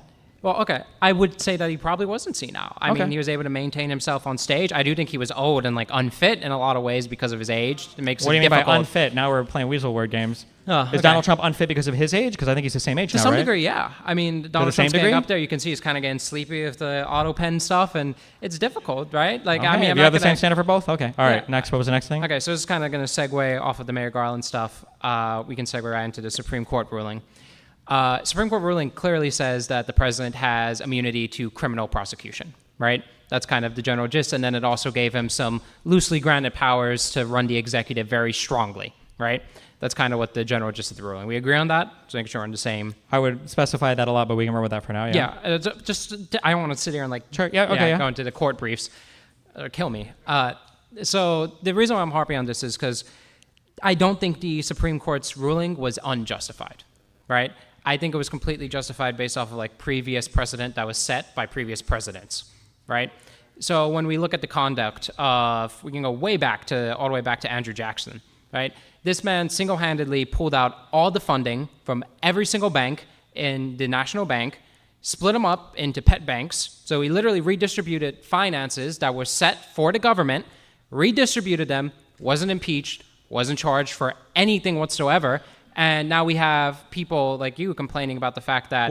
just curious, for Andrew Jackson, what would the crime he have committed, Ben? Did he steal this money for himself personally? Well, the big issue is that, one, Congress was not in session when he did this. So Congress couldn't even have an opinion on him. What was the crime he committed? Well, the crime for impeachment would have been the fact that, I guess you could argue embezzlement, you could argue a ton of things because Well, the fact embezzlement, that, doesn't that mean you're personally stealing and mishandling the money? Like for yeah, yourself? because there's the pet banks that he put them in were well-known associates that were in his party and privileged and favored towards him. There's you could charge him with a bunch of things because it's insane. It's insane to be able to take all the money and purposely bankrupt the national bank without Something to be Congress's insane, opinion. but I don't know if it's a crime. Yeah, but without Congress's approval, who is the coin purser, right? Okay, why didn't Congress impeach him afterwards when they came back? I think there wasn't enough seats that were against him to be able to properly follow through with the impeachment. They did publicly censure him, which is basically Congress's ability to condemn a sitting president. It's as close as you can get to an impeachment without being able to actually charge anyone. So it would be similar if the Democrats got together and said, we really disagreed that Donald Trump, the woman he assaulted, right, and lost a civil case to, they could publicly censor him about that and be this is really bad. It's a strong disapproval. But there's an example like that, and people complain about the way Trump's handling the money structure, right, with the way he's just letting funds drive in certain things. This has been well established as something that the president can do. Well, to be clear, that's not why he was being criminally charged. He's being criminally charged for intentionally mishandling classified material, and then he was being criminally charged for an obstruction of our rights related to the trying to coup the government, basically. Yeah, I'm just setting up previous situations where the president was not charged for being able to conduct duties under the executive branch, right? Because the Treasury is under his executive branch. Though, so one, I don't know enough details about the Andrew Jackson thing to fucking say. So I have a feeling that if I were to look into that, I feel like I would probably come away with a different understanding than how you're describing it. Number one. Number two, it doesn't sound like you've clearly enunciated crimes that he's committed, because criminal stuff is different than doing improper stuff procedurally. And then three, I mean, a more recent example I would say is, why did Ford pardon Nixon if the concept was, the understanding was that Nixon could never be charged with a crime? It's a really good question. Do you think a pardon is an admission of guilt? Yes, I think it's how it's considered, yeah. How do you feel about Biden pardoning his cabinet and his members in his house? Do you think that's an admission of guilt? Because you just said that a pardon is an admission of guilt. That's generally how it's written. Formally, that is how it's taken. So do you think Biden's office committed crimes then? I think they would have been charged with crimes. Oh, no. You just said that a pardon is an admission of guilt, which is why it matters in the Ford case, Ford pardoning Nixon, because the reason why it shows that the president can be charged is because of the fact that the president is not immune technically, because why else would Ford cover for Nixon? Yep. In the same way, if a pardon is that heavily weighed and that implicit of a sentencing of guilt, how on earth could you argue the same case isn't for Biden pardoning his cabinet? You're transposing the argument into something different. The question right now is whether or not somebody can be criminally charged for a thing. It seems like the understanding was Nixon could be criminally charged. But where is that coming from? Because that's what every reasonable person would assume. Nobody would assume the president of the United States is beyond criminal charges. Everybody would assume that. I mean, when I'm looking at the Andrew Jackson situation, so far back. But for the record, I can continue through. So we can look at the Trail of Tears that he did. Then we can move forward in history. Were these crimes? Well, yeah. I would consider the forcible relocation of the Native Americans and attempted genocide of them to be a crime, especially since this is going to sound cold, but I guess in front of my audience. But a genocide is not a crime. You can't be charged in the United States for that as a crime if your function is commander in chief or whatever, right? If that's what you're doing. If you want to argue that they were citizens of the United States, which they were since we, annexed their land, right? They were citizens of the United States. Forcibly relocating your own citizens is definitely against the Quartering Act, number one, if we want to go through the Constitution. But you could go bit by bit, ripping apart the way it's not even equal treatment, right? All those other things.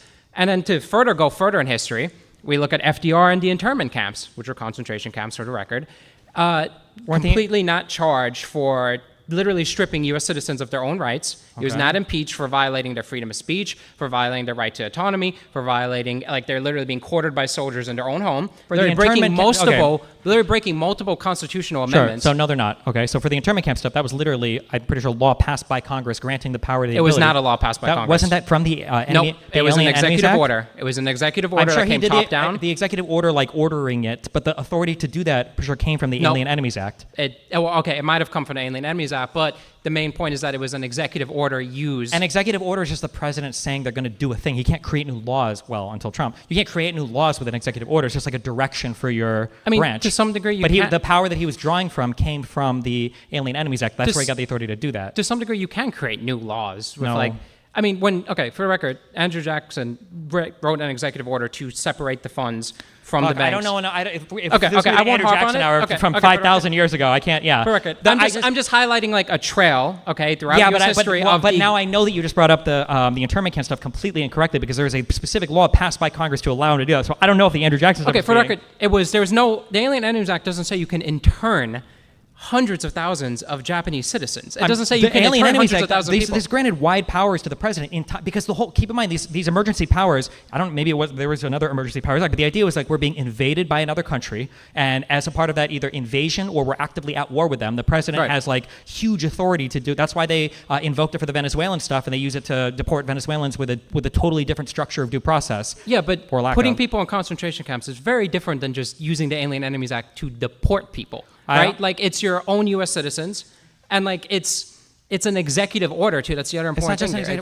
It was an act from Congress. I encourage you to I mean, for look record, into it. The Alien Enemies Act was used to help bolster the executive order, right? It was the thing that was used as a permission to. But the executive, it's not like the Alien Enemies Act says, well, we can put a bunch of people in concentration camps. It doesn't say that. I think it gives the president the ability for people from enemy countries, nationalities, or I don't know if it included ethnicity or not, but nationalities were allowed to, like, without like due process, to be like detained in like times of war and stuff. That was a huge power that was granted via that. Because it was supposed to be the idea was like, let's say Mexico invades us, right now. Like, does the president have the ability to say, okay, well, hold on, if you're Mexican, like, you gotta chill or whatever, right? It's kind of shitty, but I mean, like, that would be an emergency power granted to the president if you are of that nationality. But I'm just saying that, like, these were founded in law, whether we think it's extreme or not. Why did Nixon accept the pardon from Ford unless he thought he could be charged with a crime? Because he thought he could be charged with a crime. When you talk about like Biden being pardoned, his son, or you talk about like the J6 committee being pardoned, they accepted those pardons because they thought they were going to be charged with crimes from the Republicans. Okay, but the main reason why Ford pardoning Nixon matters, right, is because it implies that the president can be criminally charged, correct? Yes. Okay. If that is the case, right, and you said it was an admission of guilt, right? I'm saying that people see pardons, that's a separate thing, but people generally see pardons as an admission of guilt, sure. Okay, but if you're not arguing that it's an admission of guilt, then like the pardon was basically meaningless. No, right? the important thing about the pardon is that you can't be charged with that crime because you're pardoned from it. You double jeopardy, right? You can't. Right. Yeah. So wait, what I'm saying is like the pardon itself, right? Yes. When the president issues it, right, and it prevents that person from being charged from that crime. Correct. Right. That's like the implication, right? So when it comes to like Ford pardoning Nixon, right? And that was in reference to Watergate, right? I don't see how like anyone can issue pardons for anything, right? Like, it doesn't mean that the person actually committed the crime, right? So like, if they didn't actually commit the crime, then like a pardon is just a meaningless piece of paper. Like, the president could pardon anyone, right? And like, it doesn't actually have like. I think it's a really wide. It is a wide thing. Yeah, the president. Yeah, but that's what I'm saying. So like, how can you imply that like the president could be charged based off of the pardon if there isn't actually any like merit to like what a pardon means? Well, what a pardon, you keep going to this, like, does it mean you're guilty or innocent or whatever? The pardon means that the federal government can't charge you with that crime. Yeah, but then the reason why I'm bringing up the Biden situation is why would Biden pardon his family members if he wasn't worried that they could be charged with crimes? Because he was worried they were going to be charged with crimes. Okay, so in the Nixon's case, he got pardoned because he was worried he could be charged with crimes. Yes. Right, but that doesn't mean he would actually be like capable of committing those, like, it doesn't mean that they actually are like real, right? That's what we're acknowledging. I'm just saying that he was acting, and everybody in the country was under the assumption, and all of our investigative bodies were under the assumption that the president could be charged with crimes, and everybody was acting in that way. Like, that was the assumption. Like, of course, the president could be charged with crimes. Okay, but like, I'm looking at all these examples throughout history where the president was not charged. But not just Andrew Jackson. I'm just saying, like, with FDR and stuff, like, these were cases that were brought before the Supreme Court. And the Supreme Court ruled that it is okay, basically, for the president to... Yeah, but when the Supreme Court is bringing these cases, what they're challenging is, my guess is, I don't know the particular case, but my guess is the challenge for these cases was if the executive has the power to perform these acts, not trying to hold him personally, criminally liable for them. Okay. I get where you're... Okay. And Trump's stuff wasn't like this would be a totally different conversation if we were talking about Trump committed some act as president doing a thing or whatever. He was doing things for his personal beneficial gain. That was the issue. They were crimes that he was personally committing for his own personal enrichment, not like actions as his role as president, like he tries to say, or like the Supreme Court tried to say. Okay. And when you're talking about those actions, right? So the whole argument for immunity stemmed from the idea that like whatever the president does under the executive branch, right, is something that basically can't be charged to Kind some of, degree yeah. criminally. That's that's the conclusion they came to, right? Oh, and that's like something that has been upheld in court after court after court, right? Like the Well, what do you president. mean? We just got this like 3 or 4, like 3 years. Was this 2022 or 2023? 2023. Yeah. So what do you mean? It's been upheld time. It's like a I brand mean, new I'm just saying, ruling. like historically, like throughout the history of president, like the president has acted in time and time again in ways that have broken or bended the laws of Congress and not been charged basically with those crimes, right? And like, where he's personally done a criminal act that he could be charged with a crime with. I just don't think so. I mean, like do you not think that like the actions taken? And by the way, later on, the Supreme Court ruled that what FDR did was wrong. Sure. Right. So, But like, even if he was wrong, that doesn't mean he's criminally liable. okay. So you don't think the president would be criminally liable for putting through an unconstitutional executive order that puts people in concentration camps? No. Why not? You Because don't. So just to get this cleared up, if the president put through an executive order, like Donald Trump just decides to drone strike Joe Biden for whatever reason, if he puts through that executive order, he can't be criminally held responsible for that, right? Well, according to the current Supreme Court, he can't be. Well, that's what I'm saying. Yeah. But I think he should be, because I would argue in that role, unless he had intelligence or something saying otherwise, right? It seems like he's just like paying somebody, or he's carrying it like a hit. He's murdering somebody. Yeah. Now, for instance, if it was the case privately that we find out, that for JFK and the internment camps or whatever, where he's like, oh, there's like these 300 Asian guys that I fucking hate, and I'm gonna do this like internment camp thing because I hate these motherfuckers because they beat me in Pi So there or has whatever. to be like some level of intent to it. Is that what you're saying? Yeah. Or- Well, intention is a huge. It's half the criminal thing, right? The actus reus and the mens rea, right? Well, if Trump just goes through and does something that can't be deemed as intention, because you can't necessarily be in the president's head at all times. No, we are absolutely in people's heads. That's how we charge every crime. Okay, but that's what I'm saying. Like, if it comes down to intention, right? And we know the intention of like certain people, like FDR and other people, were to like respond negatively to these groups of people. Like, For what reason, though? Personally, because they thought it was in the best interest of the country? Because you would have to make an argument that he's like personally trying to kidnap and detain people because he personally hates them or whatever, right? But he's clearly acting in his role as president.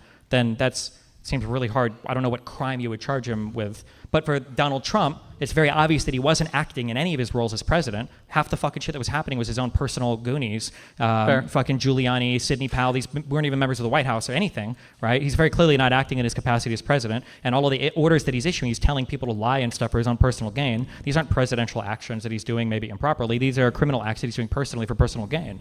yeah, but I'm just saying like these things have been like ruled in like future rulings to be like criminal, basically, and like nothing comes. They're not ruled criminal. If a thing is made illegal, you can't do a thing. That doesn't make it criminal. A criminal thing is like there are criminal statutes made up. Criminal statutes mean that you can be charged with a crime where you kind of a deprivation of rights and everything. They're not procedural civil things where people can just be sued for money or you did an improper act or you're censured or whatever. But like, I guess I'm just like highlighting the fact that like the president has gone about multiple things in like kind of unconstitutional ways or ways that the Supreme Court has deemed sure, but unconstitutional doesn't mean criminal. Well, what I'm highlighting here is like the president goes about unconstitutional things, and a lot of the things that happened during the J6 stuff, you would argue are unconstitutional, right? Like the whole ignoring the Electoral Count Act, right? Like these are things that violate. I wouldn't say that was unconstitutional. I would say he was breaking the law. Why would he be breaking the law? Because he was criminally breaking. Well, because the ECA was a law, and he was telling people to break it. Okay. So that's conspiracy, to break the law. So actually breaking. Well, they didn't actually, I guess, because Pence didn't. But Okay, but so I know the big issue with the Break It Electoral Count Act is the fact that the votes were divvied up to Mike Pence at the end, and he was supposed to like throw them out or send them back to the House, right? That's the general gist of kind of. It's just how you count the electoral votes. Yeah. Yeah. So if that's kind of the case, right? Why did Democrats go and push through legislation to basically, like, if it was something illegal, why did they put in legislation to make it illegal after it happened? I don't know. It's stupid. They shouldn't have, because these stupid arguments are used. Because Donald Trump knew he was breaking the law. It's in every single email that Eastman and Chesbrough are sending out. They know that they're breaking the law. Every time you hear a conservative... I know, but like if the Democrats push through legislation like this, it clearly shows that even in their estimates, like, he wasn't breaking the law. It was an ambiguous law, right? With like the way... it wasn't ambiguous. That's why they knew they were breaking it. Yeah, but I'm saying you can say that, but like, why did Democrats then go through? Because they wanted to tighten up the language a little bit, but they didn't need to, but they thought they could. But so we just think like the entire Democratic House and Senate just thought they needed to tighten up language on a bill. Yeah, there was a virtue signal. Like, you get an entire like mass of Democratic, like, I just find it hard to believe. Like you get a whole You massive can find that Democratic hard to vote- believe, but like Donald Trump and all of his people, all of them said they were going to be breaking the law. They all acknowledged they were going to be breaking the law. Pence was under the impression they would be breaking the law. That's why he said no. Barr quit over Trump asking to break. Every single person in their circle all acknowledged that they would be departing from the ECA, and their claim was that it was unconstitutional, which is code word for them for breaking the law. All of them said that's what they were going to do, and they very clearly, like, I know the Democrats appended like 2 sentences or whatever stupid shit because they thought it made it more rock solid, but like he would break it the same way as it is now. He would have done the same thing. Like he was clearly, you acknowledge that they said that we are going to break the law because we think it's unconstitutional. I mean, he may have said that multiple times. And I Okay, did so then see- they thought he was so- breaking the law, right? So, but if you think you're breaking the law, like, does that magically make it that there's a law in place that you're breaking? Yes. Like, for instance, if an FBI officer tells me that he's selling me some weed, and I go, oh, yeah, I want to buy that weed, but it's not real weed, I'm still breaking the law because I'm trying to buy illicit drugs. I'm trying to buy narcotics. Okay, I get what you're saying there, but you understand what I'm saying. Like, if you think that, like, freedom of speech is breaking the law for whatever reason in your head, and then you go and you commit an act, right, that violates that law, that freedom of speech doesn't exist, then, Oh, you're saying if he thinks he's breaking the law, but they're not actually breaking the law? Yeah. Then theoretically, I mean, if it was adjudicated as such, then you could say, then fine, that he wasn't breaking the law. But even his own people, what was the name of the guy? It wasn't Chesbrough. It was the guy who literally said that if we went to the Supreme Court, I think Rosen was arguing this guy. If you went to the Supreme Court, you know that you would lose on this. I think it might have been Eastman. And initially Eastman was like, well, yeah, we'd probably lose like 2-7. And then he was like, oh yeah, we'd probably lose 9-0. But the idea is that once Trump was in office, there's no way the Supreme Court is going to unseat the president because he said that they would kick it back because of the political questions and the major questions doctrine. So that's like a whole ass scheme to break a law. No, the Supreme Court won't probably overturn it because it's too big of a question. And then to carry on like ordinary business, like, it doesn't get much more clear from that, I think, from start to finish of what the goal was. And it would have, if you read the ECA, like they clearly wanted to depart from what the ECA says. Yeah. Any final thoughts, Tristan? I guess, like, can I briefly touch on manufacturing? Yeah. Okay, do you want to? Sure. Okay. I kind Well, of. do you find it troubling that the president of the United States could now order a hit on a U.S. citizen and the Supreme Court has said that he could never be charged with a crime for that? I mean, that kind of happened with Obama, right? Of the No. wedding and the drone strike. So, but the difference was that one, that person was working with a foreign terrorist organization, right? FTO had the designation, number one. And number two, Obama was worried about breaking the law. So Obama literally went to his DOJ, the Office of Legal Counsel, and they had like a memo written up for whether or not they thought this was in the authority of the president to do or not to do. And like he consulted his like legal professionals that were provided to him in the White House, and then they did the strike, right? Well, okay, to preface that, it is very important to note that the AUMF gives broad designation for what the president can designate as a terrorist organization and what it can respond with the military.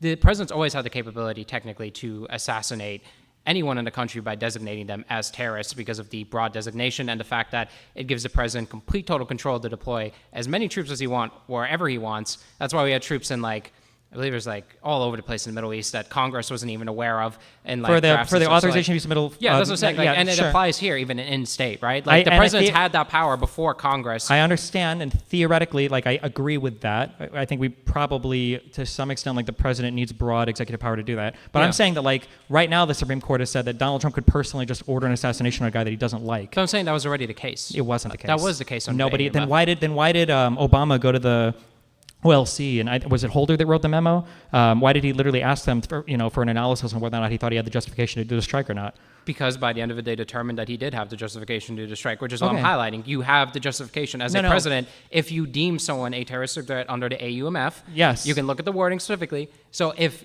Donald Trump or Joe Biden had designated like MAGA as a terroristic threat, he could technically deploy troops without Congress's permission and circumvent the legal system and kill Well, it wouldn't be circumventing, but we would have to know that he's doing it for that purpose and not just because he personally hates somebody.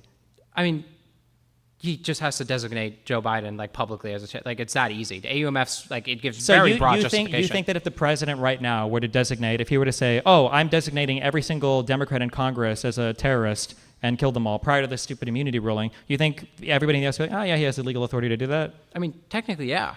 The AUMF gives that broad of a jurisdiction. You can look at it. It was a very questionable. I haven't read the text, but I'll bet you $20 right now that if I were to go and read that law, it has some type of characteristics for how you would define a foreign. It doesn't say anybody you want, LeMayo. It probably uses words like, who the president is deemed a threat to the interests of the United States, or who the whatever intelligence services have delivered represents a reasonable threat to whatever bullshit. Yeah, it does have wording like that, but the problem is it's so broad that you can technically rope anyone. When people say the wording is broad, that's a TV show term. It's broad. Usually, when stuff seems broad, usually the legal terminology used exists in other bills or other statutes, or there's a common legal understanding for how it's used, and it's not just used to randomly kill or do anything. That's not typically how it works. It was how we had so many troops deployed in places that Congress was aware of. It lets you circumvent the ability to appeal to it's you're saying he could just appeal to but it doesn't limit the ability to do that because that's what I'm saying. It's so open-ended, the way it's worded. Congress totally has oversight. You know how I know this? Because what are you talking about? They didn't have oversight. You what can is, look what, at what you is can the look at the authorization? findings. What is the authorization for the use of military force? It's a bill from Congress. Yeah, they gave the president the ability. So they can take it away. They could pass more legislation to amend it. And they probably should. But I'm saying. Sure, but I'm just saying it's weird to say that what does that have to do with anything? It's weird to say the Congress has oversight or can't change this when the Congress could literally just change that bill if they wanted to, right? When I say oversight, I'm referring to the fact that we had troops deployed in places that Congress was not aware of. They had to do a hearing on it when they found out this, and the hearing determined, we have all these troops all over in all these different countries running different missions, and we have no fucking idea about it, and this is just the way the AUMF works. It's very broad. The president has always had the ability to do it, and just because I'm just saying they can change the law if they want. Number one. Number two. But I'm just, your question was that to reround it back to reset it because we'll go off on ADHD rants. The question mainly was doesn't it scare me that the president has the ability to murder someone of impartiality? Sure. Right. And you're saying that they have broad use under this law because of the language. And I'm saying always, that my guess the president's always had the capability to do that. Yeah, but the president's never used it to just kill random U.S. citizens in the United States. Except for okay, but just because someone doesn't use something doesn't mean they don't have the capability under the jurisdiction to do something. Well, that's one of the legal things. That's kind of one of the things that we look at to see what a common understanding. If you're going back and you're doing an analysis of some original law, you look and see how people acted around it at the time. So it's what do we think people's understanding of it was? Yeah. Right. So and if the understanding, if you start doing a whole bunch of new shit with the law that no one's ever seen before, people are probably going to challenge on was this the intention of the law, and then you have a whole Supreme Court battle over it. But so I guess broadly, hold on, I'm sorry, before the manufacturing, so are you okay, you think the President of the United States can never commit a crime while he's President of the United States? You think that's a good reading, a fair reading, what the framers would have wanted, it's a fair way to evaluate the President?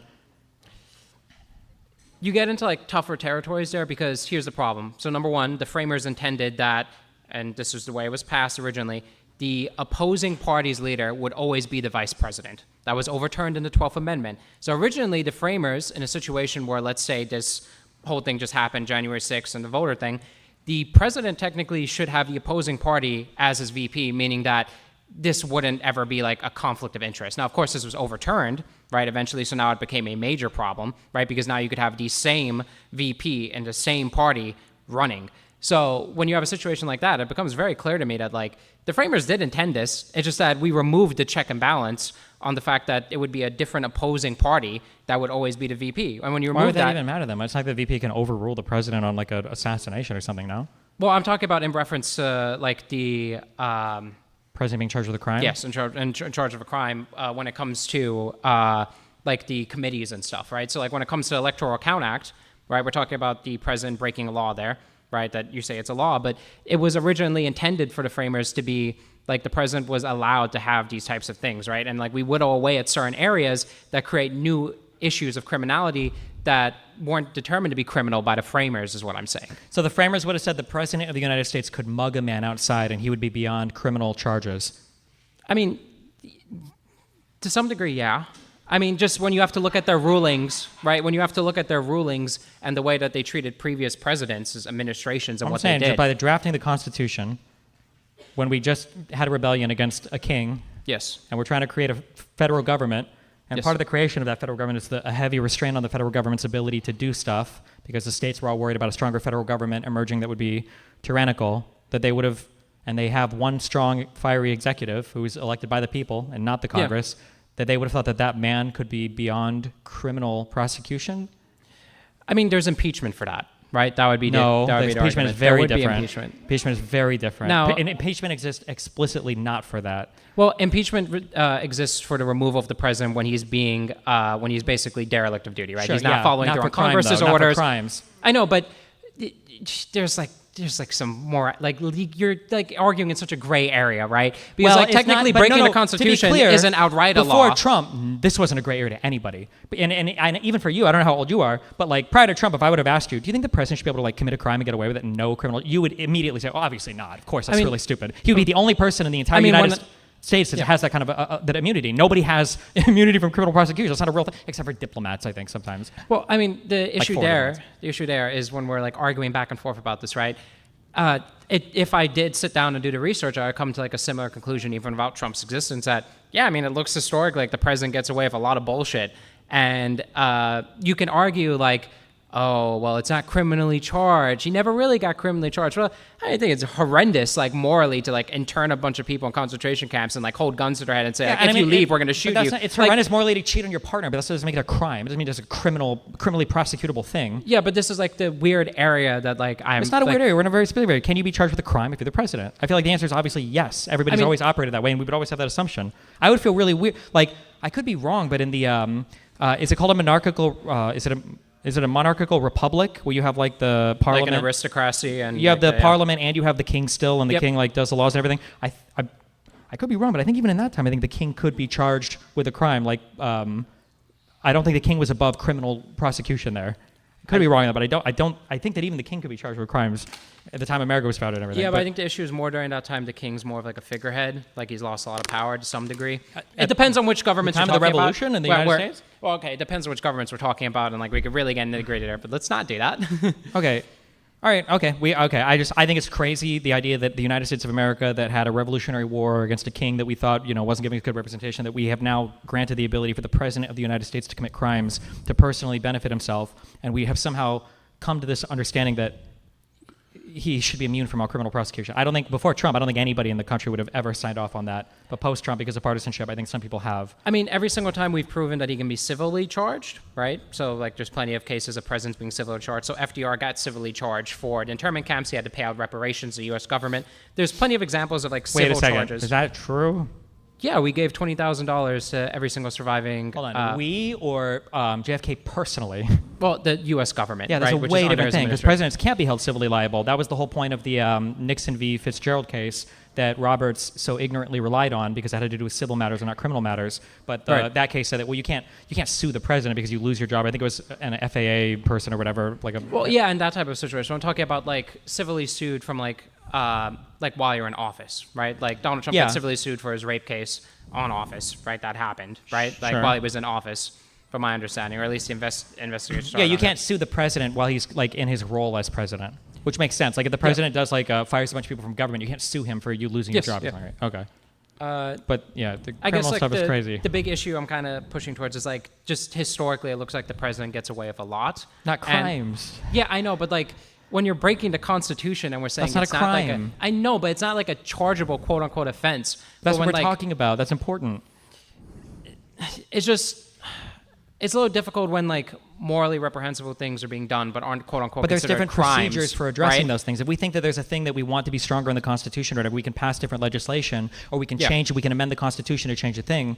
And so for criminal laws, we've got things that we as the public have decided these are crimes. We have an interest in citizens not committing them. But now we're saying the president is beyond that. But that's what I'm saying. So like if we're due like account in Congress having the right and responsibility to patch in these gaps, that's what the Democrats did after January 6th, right? They patched in the gap. That was an issue there. And like, what are we? I know it's tough to kind of budge on, but like, they did indeed like concede to some degree. That doesn't mean it was legal. Doesn't mean they conceded. They tried. All of Trump's people acknowledged that it was illegal. Well, we should try to touch on manufacturing a little bit before we move on to our next. Manufacturing. Yeah, I'm trying to. I just to clarify, I'm not trying to come off as bad faith. I hope I'm not. I'm trying to get like really into the nitty gritty details because that's how I prefer to like run conversations, debates. I hope you don't think I'm coming off as bad faith. No, I don't necessarily do. I just think if you want to get into the nitty gritty detail, we're doing the immunity thing. The immunity rule is just crazy. Yeah, like nobody. I don't. Yeah. Okay. Manufacturing. It has its issues. I won't disagree with that. So manufacturing, I think it's really important to return manufacturing to the United States of America.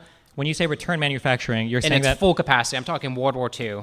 Okay, well, because we manufacture more than we have in all the history of the United States? Do we want even more manufacturing in the U.S.? When you say bring Yes. it back, you mean I'm bring talking back about- like base manufacturing or whatever? Yeah, I mean returning our factories back to the United States of America. So, for example, I would like to highlight in particular the troublesome areas for me personally are the pharmaceuticals that are mass manufactured over in China. We had who knows how many countless of people die because they couldn't basically acquire N95 masks. We couldn't acquire ventilators because a lot of that stuff is manufactured and produced in China, and they are going to pressure and prefer their own country over the United States of America. And who knows how many countless people died because of that. That is not good, and that's because of the liberal global trade system that we have set up, where everyone's supposed to quote unquote benefit from each other, but that's not really how it works. Because when pandemics happen, when wars happen, people clamp down on resources. We had this with Russia and Europe. There's this whole issue where Russia is literally Europe doesn't want to jump into anything with supplying Ukraine weapons because of the whole Russian gas line, right, and all these other issues, right? So the reason I'm bringing this up in manufacturing is returning manufacturing to the United States, which Trump is doing through the tariffs, ultimately secures more protection around our pharmaceutical industry, around things that we need when things go to shit. Here's the reason. Can I ask a couple of basic questions? Do you think that if we bring when I talk about productivity Yes. as a term in economics, does that make sense? Yes. Okay. Familiar. If do you think it would be good if I said for us to bring back manufacturing jobs, we would necessarily be bleeding off higher productivity jobs to other countries in the world in favor of lower productivity jobs in the United States of America? Do you think that'd be a worthy trade? Yes and no, because an important thing to note is the fact that if we do bring back manufacturing factories here, the majority of it's going to be automated, right? We can't deny that. And with automation coming through, when you bring back a lot of our manufacturing hubs here, we can produce a lot of things for dirt cheap rates that compete with Chinese slave labor, right? Compete with these pennies that people are making for 10 million other hold things. on. So, then the second thing is, so we can't compete, right? Because if we were, we would already be doing it. We wouldn't need exorbitant tariffs to do it, right? Well, I mean, here's the problem. You can't deny that, well, you've said this many times, I agree with you to some degree. The U.S. has greatly benefited from the current global trade economy, right? Yeah. We gain a lot of surplus in our economy. We have very strong value in our currency. The problem is we're so intertwined with all these other countries that when we do start pulling ourselves away over concerns of manufacturing like pharmaceuticals, which I think you would agree with me, it's probably not good that if we have a pandemic in the United States that China can just clamp down on their pharmaceutical product, either to A, screw us over because they can, or B, if they don't have any malicious intent, for their own people. That is a very dangerous situation to present, and when we're so entwined with China, it becomes very difficult because I don't see a way we can really distance ourselves from them because everyone has their own business interests, right? You talk about this a lot. Sure. So I'm curious, are you American or Canadian? American. Okay. I only asked this because I only learned this, I think, a year or two ago. I didn't know this. Yeah. In Canada, how many Canadians in the house tonight? Oh my God. Okay. Damn. It's not that far away. Jesus. So in Canada, I love our Canadians. For the record, I love them. The provinces can set a lot of their own trade, interstate, inside the country. We do some of that here too. No, we absolutely don't. Not at all. We don't have any ability for states to conduct interstate commerce. No, they have to. Everything has to be reciprocated. A state couldn't make its own currency. I don't think that. I'm talking about California couldn't say we're not selling. I misunderstood what you're talking about. Okay, sure. They can't your currencies. No, that's a well, not just currency, but I don't think California can say we don't ship to Arkansas or we have preferential trade deals with New York. That was established. But I thought you meant trade in general. I was no, they can trade between states like that. Oh, they can trade, yeah. Yeah, but I think in Canada, I think a province could say, we're going to have a different trade relationship with Alberta than we have with Calgary or Newfoundland or whatever these fake fucking places are, right? Yes. Right. They have the ability to do that. Do you think in the United States, do you think that we should allow the states to be able to conduct their own trade relationships with each other? Should California be able to give preferential trade to New York and bar Louisiana, Georgia, Alabama if they wanted to? You get into really dangerous territory with laws like that when it comes to preferential treatment between states, because then you could have purposely beneficial states. Let's say New York, or for whatever reason West Virginia. It's never going to happen, but let's say they have an economic boom and they start succeeding ahead, and then other states around them, because they don't want people to leave from their state to contribute to our economy or any numerous reasons, they could very easily gang up and cripple that state by not supplying it of certain things.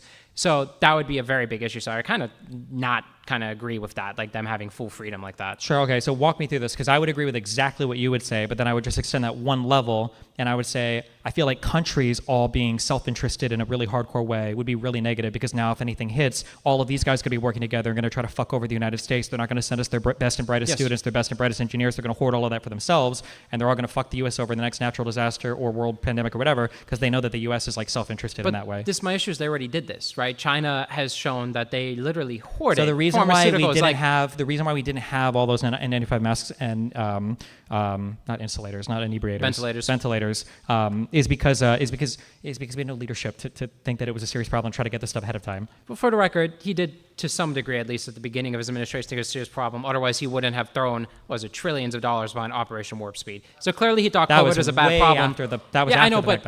But I'm saying that if Donald Trump, as soon as the WHO... He did think it was a problem, not probably for the American people, he's kind of selfish, sure, but for his economy. I'm saying that as soon as the United States started to take shit seriously, we got the shit we needed, right? Like, I think the United States can spin up manufacturing for a lot of stuff if we need to, depending on the thing, but for N95s in the United States, I feel like we must be able to do that, right?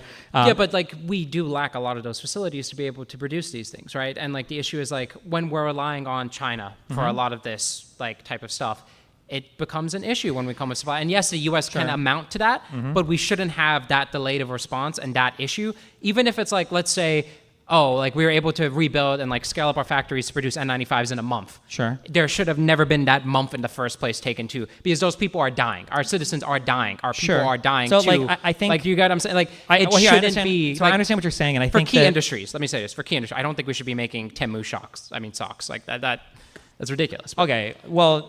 Okay, so if that's the position you want to take, then I would say that you've completely abandoned Trump's position, and that's more or less that could be my position. If somebody wants to say there are certain types of industries that we should protect, like stuff related to agriculture, like food, animal ag, stuff related to defense, that we should have some protection on these industries, because it would be pretty silly if we imported 100% of our jet fuel or rocket fuel from China, if that's like our next big military opponent. Then I would say, like, of course. There's examples like that are time again. But that's not bringing back manufacturing in any capacity to like go back to the glory days. That's just saying that we should be protectionist around some national defense industries. That I think makes sense. But you recognize that's a total departure from Trump's tariffs. Well, if I wanted to further expand on that position, I think it's important even to return all types of manufacturing to the United States, right? Because with certain advents in automation and the way automation has progressed so much, like, it's becoming easier and easier for machines to take on tasks of humans. So it's easier and easier for the United States to produce goods and compete with China as a manufacturing power, right?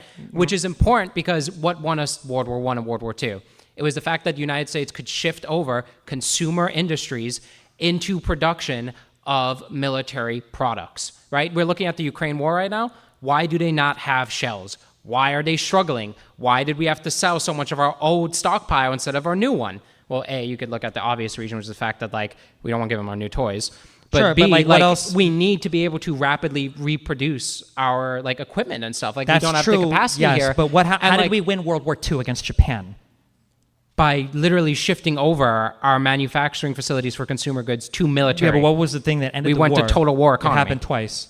With what? Oh, well, the bombs. But that's a high productivity. That's not why. True. But that was the stated reason. It played into the fear factor in the world, okay? And it was probably a good thing. But for the record, the Japanese generals and the king, the emperor. The emperor literally said they could nuke us 4 to 5 more times and we wouldn't care. Like, the government was so bad that... I understand this. They were worried about the Soviet. I'm just saying, like, they were worried about the Russians were going to come. I have a feeling you're going to argue that our specialized industries were like what helped us win the war. I think our specialized industries are really important. Yes. Yes, I'm not denying that they aren't important. But I don't think that we can have it all. I think that sometimes, like, I make fun of socialists and uber progressives when they think that we could have free healthcare with the same level of access and the same level of benefits for every single person. There's no resource strain. And conservatives make fun of them too for saying that. But then when we talk about manufacturing, we think that we could magically manufacture every single thing in the world that we import from every other country in the world, that we replace the entire world's working population with our automated factories. And my question is, realistically, what do you think we have to give up to do that? Do you think we can do that at no cost? I mean, to some degree. To some degree, we can do that at no cost. To some degree. I would call it a fantastic delusion. I'm not saying, like, I think we can go full autocracy. There's some things... No, but you're saying we do, like, 95%? No, well, a certain percentage, obviously. That's what I'm advocating for, and that's what I believe, like, the overall administration's position is, that they should be pushing more towards more and more of our stuff being produced here. And when you're so entwined with other countries and business ventures, right? Let's say the majority of our manufacturers over in China are American capitalists, right? They benefit directly from that trade. They're not going to agree with the fact when Donald Trump says, hey, we want to return manufacturing to the States. They're going to look at him like he's crazy because they're economically benefiting from it. The only way to really pull out the rug from a system like that is to mass tariff all these other countries, to cause harm on businesses, to force them to rebuild manufacturing. So that's a chain of logic that I would say breaks at every single link, okay? That I understand the argument, but I think it breaks almost at every single link. In what way? In all the ways. But so like my general overarching question, or my general overarching thing looking at this, right? And then we can go link by link if we want. But like in the entire world, every other person wants to be the U.S. economy. Yes. We have one of the highest productivity workforces in the world. We have some of the highest technological capabilities of anybody in the world. We have some of the highest, like, in terms of research and development. Like, everybody, like, China is not saying, like, oh my God, I wish we could have even more manufacturing, right? China is saying, like, we're stealing all of your intellectual property because we want to make the shit that you make, right? Some countries have gotten trapped in, like, the manufacturing, like, the sinkhole, like Germany has had issues of, like, trying to escape this, right? And then when you look at, like, what's available in the U.S. in terms of, like, say, our educational institutions that also, like, add on a lot of productivity work. It's like everybody in the world comes to the United States for this. Here's the problem. So my question is, like, so the U.S. has, like, one of the highest productivity workforces. We do some of the highest tech and everything. Yes, and we import all of our, like, manufactured stuff from other people. So much so that, like, lefties in the U.S. and all the other countries sometimes like, fuck you guys, like, you're taking advantage of us when you do this. In what world where the U.S. is, like, obliterating everybody economically, technologically, intellectually, in terms of, like, the students and everything else, that we're looking at them, we're like, God, fuck, these guys are taking advantage of us. I want to be more like them. Like, what, if you can name one other country that we should try to be more like who are we even looking at?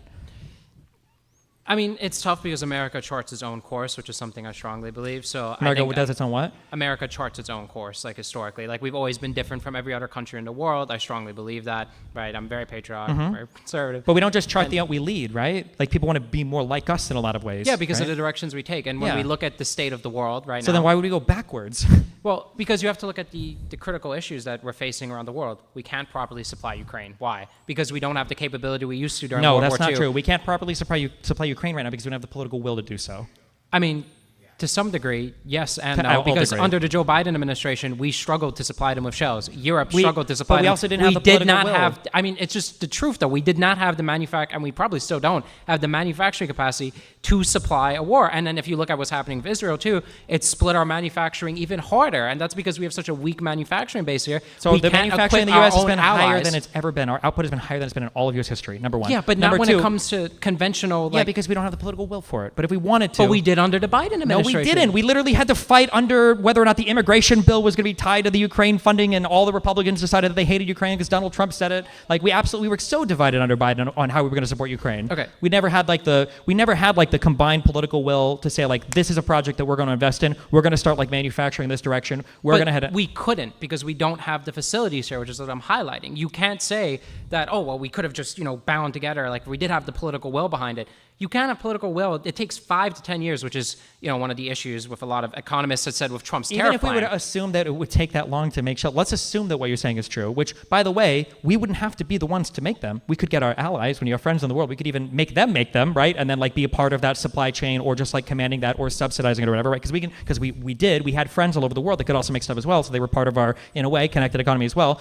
But let's say that it's like, oh God, it's 5 to 10 years where we could make shells for Ukraine. How many generations would it take to manufacture every single thing that we're importing then? Because that sounds like that would be like a multi-generational project to even approach all of the imports we get from everybody else around the world. Are you talking about, like, military-wise? Or everything-wise, what Trump wants to do, what you're advocating for. I mean, when you think about, like, the economic benefit of, like, let's assume robotics continues on the path it's going, AI is continuing on the path, automation is incredibly beneficial. If we're able to massively just output things as cheap as possible to other countries without having to sacrifice human capital, which is incredibly important when it comes to, like, building, your next military development, right?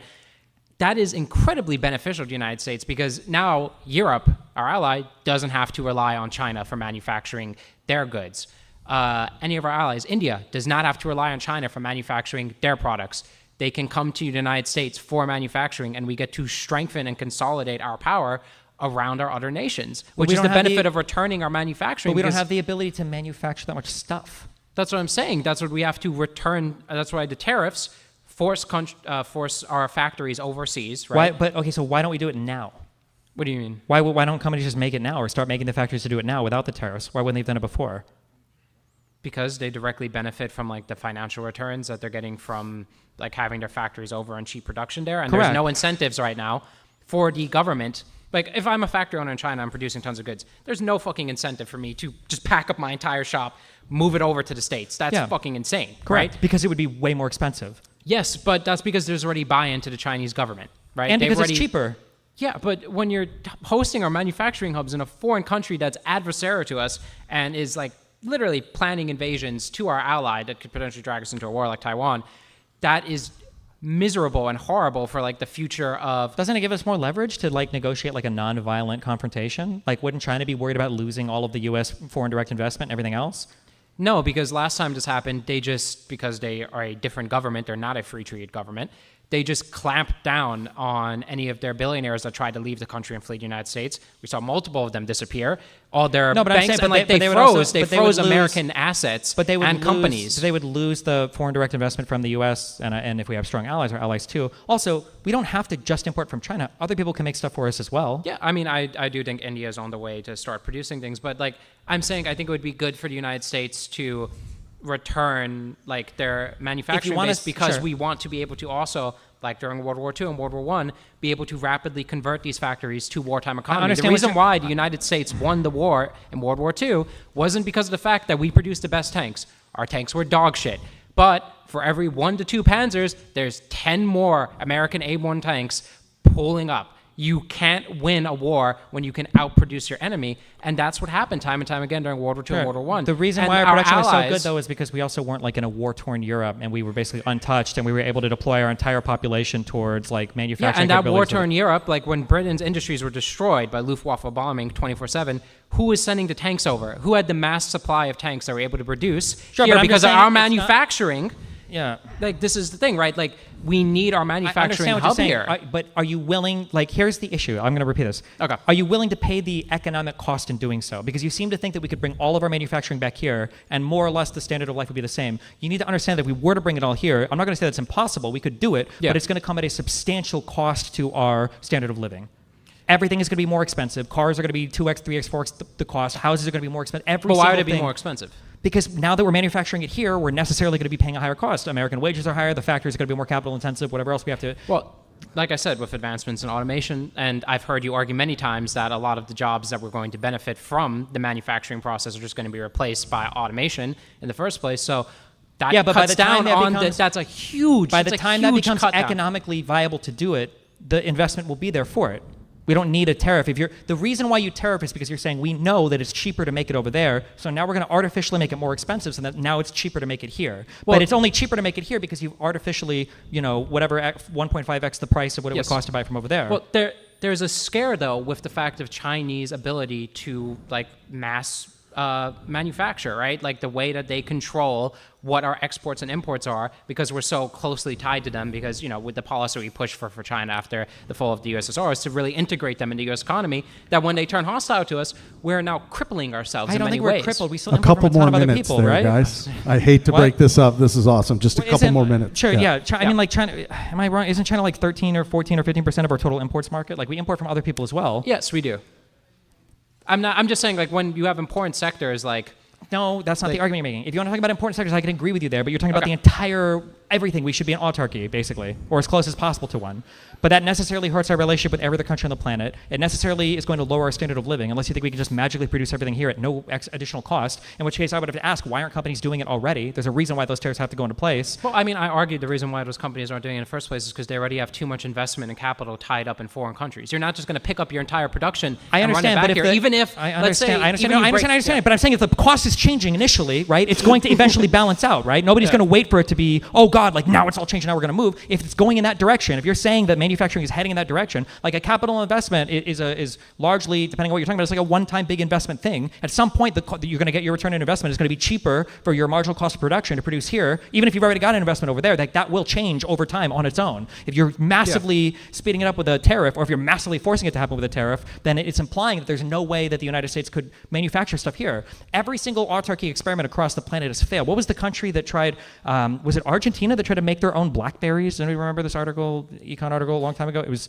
You could look at Germany trying to produce their own oil too. It went Sure, like horribly wrong, but I mean that's a natural resource extract from the ground. Unless you're I'm just saying, refinement. they tried to become very independent from the global. Sure, I'm just saying that like trade everything structure. that we do with trading with other countries, it strengthens those countries, it strengthens our relationship with those countries, it strengthens our consumer market, it gives us a higher standard of living. Like there are so many positive like knock-on effects from this that to throw all of that away, and then especially when Trump has the audacity to claim that the reason why he can do this is because the U.S. has the best consumer market. We have the best consumer market because we have the highest productivity workforce, because we import so much like lower level stuff from other countries that allows our workers to fixate and specialize on higher productivity stuff. So the idea that he's saying we have the hottest market ever, yeah, because we have free trade, which he's trying to destroy, and we've got a high productivity workforce that he wants to trade for a low productivity one. So it's like, yeah, you're talking about all these amazing things we have, but we have them because we're a certain way, and you want to go back to the other way. I guess. Final thought there, Tristan. Okay, go ahead. Yeah, go ahead. I guess the one really big highlight I would push forward is the fact of like you talked about the theft of our intellectual property. That's happening because we have our manufacturing over in China. They are catching up to us in their specializations because we're manufacturing in China. If we pulled back a fair bit, even like 90% of our stuff, they wouldn't have so much mobility to capitalize on our benefits. Sure. Final retort, and then he can get the final retort. Okay, the only reason, again, why I don't like those arguments is because let's say, for instance, that was the goal, right? If China was the goal, then why not just target China and strengthen your relationship with everybody else? Like, if China was the enemy, then Mexico and Canada should be our best friends. But we're making enemies out of everybody. I mean, you do have to look at the fact that Trump has come down on certain tariff policies after certain imports were. He did, right? Like it is absurd, some of the rates and tariff policies. But he I did understand come what down. you're saying, but it's Yeah. like this guy stopped like raping his friends, so now they're like more chill. Like the terrorists came out of nowhere. They were a big slap in the face to the entire fucking planet. He held up a chart with other terrorists from other countries that was a fucking lie. That chart was just a lie, right? You acknowledge that was a lie. Yeah, The no, president- I'm okay. Yeah. I'm not So the president of the United States lied to the entire world and lied to every other person when he Yeah. was saying in his own country that these were the tariff rates that everyone else on us. And it's like, well, he took some of them down. Well, I mean, when like the problem is like you highlight the fact that the United States is this amazing global like superpower, and the fact that we rely on our trade so much, and the fact that we import. That's one of the benefits that everyone is so reliant on us, right? That like we're able to strong arm other countries into trade deals, right? But what I'm highlighting here is, from my perspective, we have to be very concerned about, and this is where the conservative angle comes in, about the negatives that come from that, right? The theft of our intellectual property. China is catching up to us militarily and intellectually. You can look at all the manufacturing, right? We go through this list. There are serious negative trade-offs that do have to be addressed by moving a lot of our industries over, and the only way you can really force these companies where there's no investment capital here for it, right, because they don't want to, because it's cheaper over there and they have benefits to it, and they already have investments there, it would take them 5 to 10 years probably even to like pick up all their stuff and just be like, okay, we can move it back now that we made a return.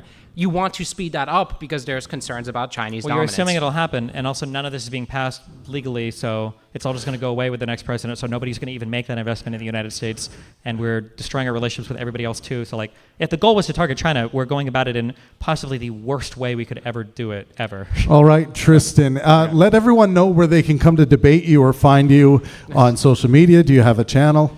I was actually planning on starting up one after this. I told my dad if I actually did get the invite out here, I would do it, so I don't have anything yet. Awesome. All right, everyone, Tristan Zapp, put your hands together. He had a really good run. Awesome.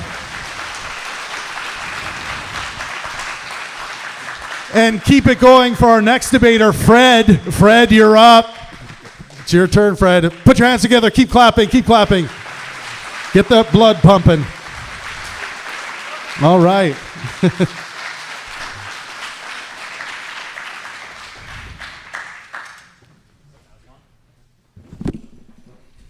Nice and close to the mic, Fred. Okay. All right, what's up? My whole thesis stems from the idea that I've heard you say, paraphrasing, that Trump's unserious about immigration. And I believe that that's probably the only thing that we can really consider him serious on. And a lot of the authoritarianism that we're seeing right now is downstream from that.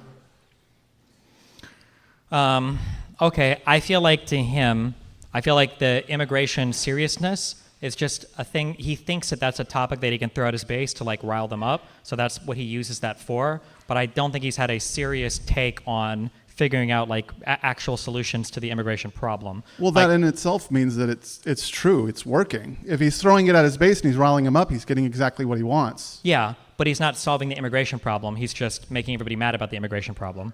I don't know. I mean, if we take a look at the numbers recently, border crossings are down 93% from 120,000 last year. So obviously, those encounters on the southwest border are down, and we haven't had any catch and releases for the last 4 months. Sure. So even if I assume both of those sets of numbers are true, Donald Trump tells me that 25 million illegals came in under Biden. And if that's the case, we haven't deported like even a micro fraction of that.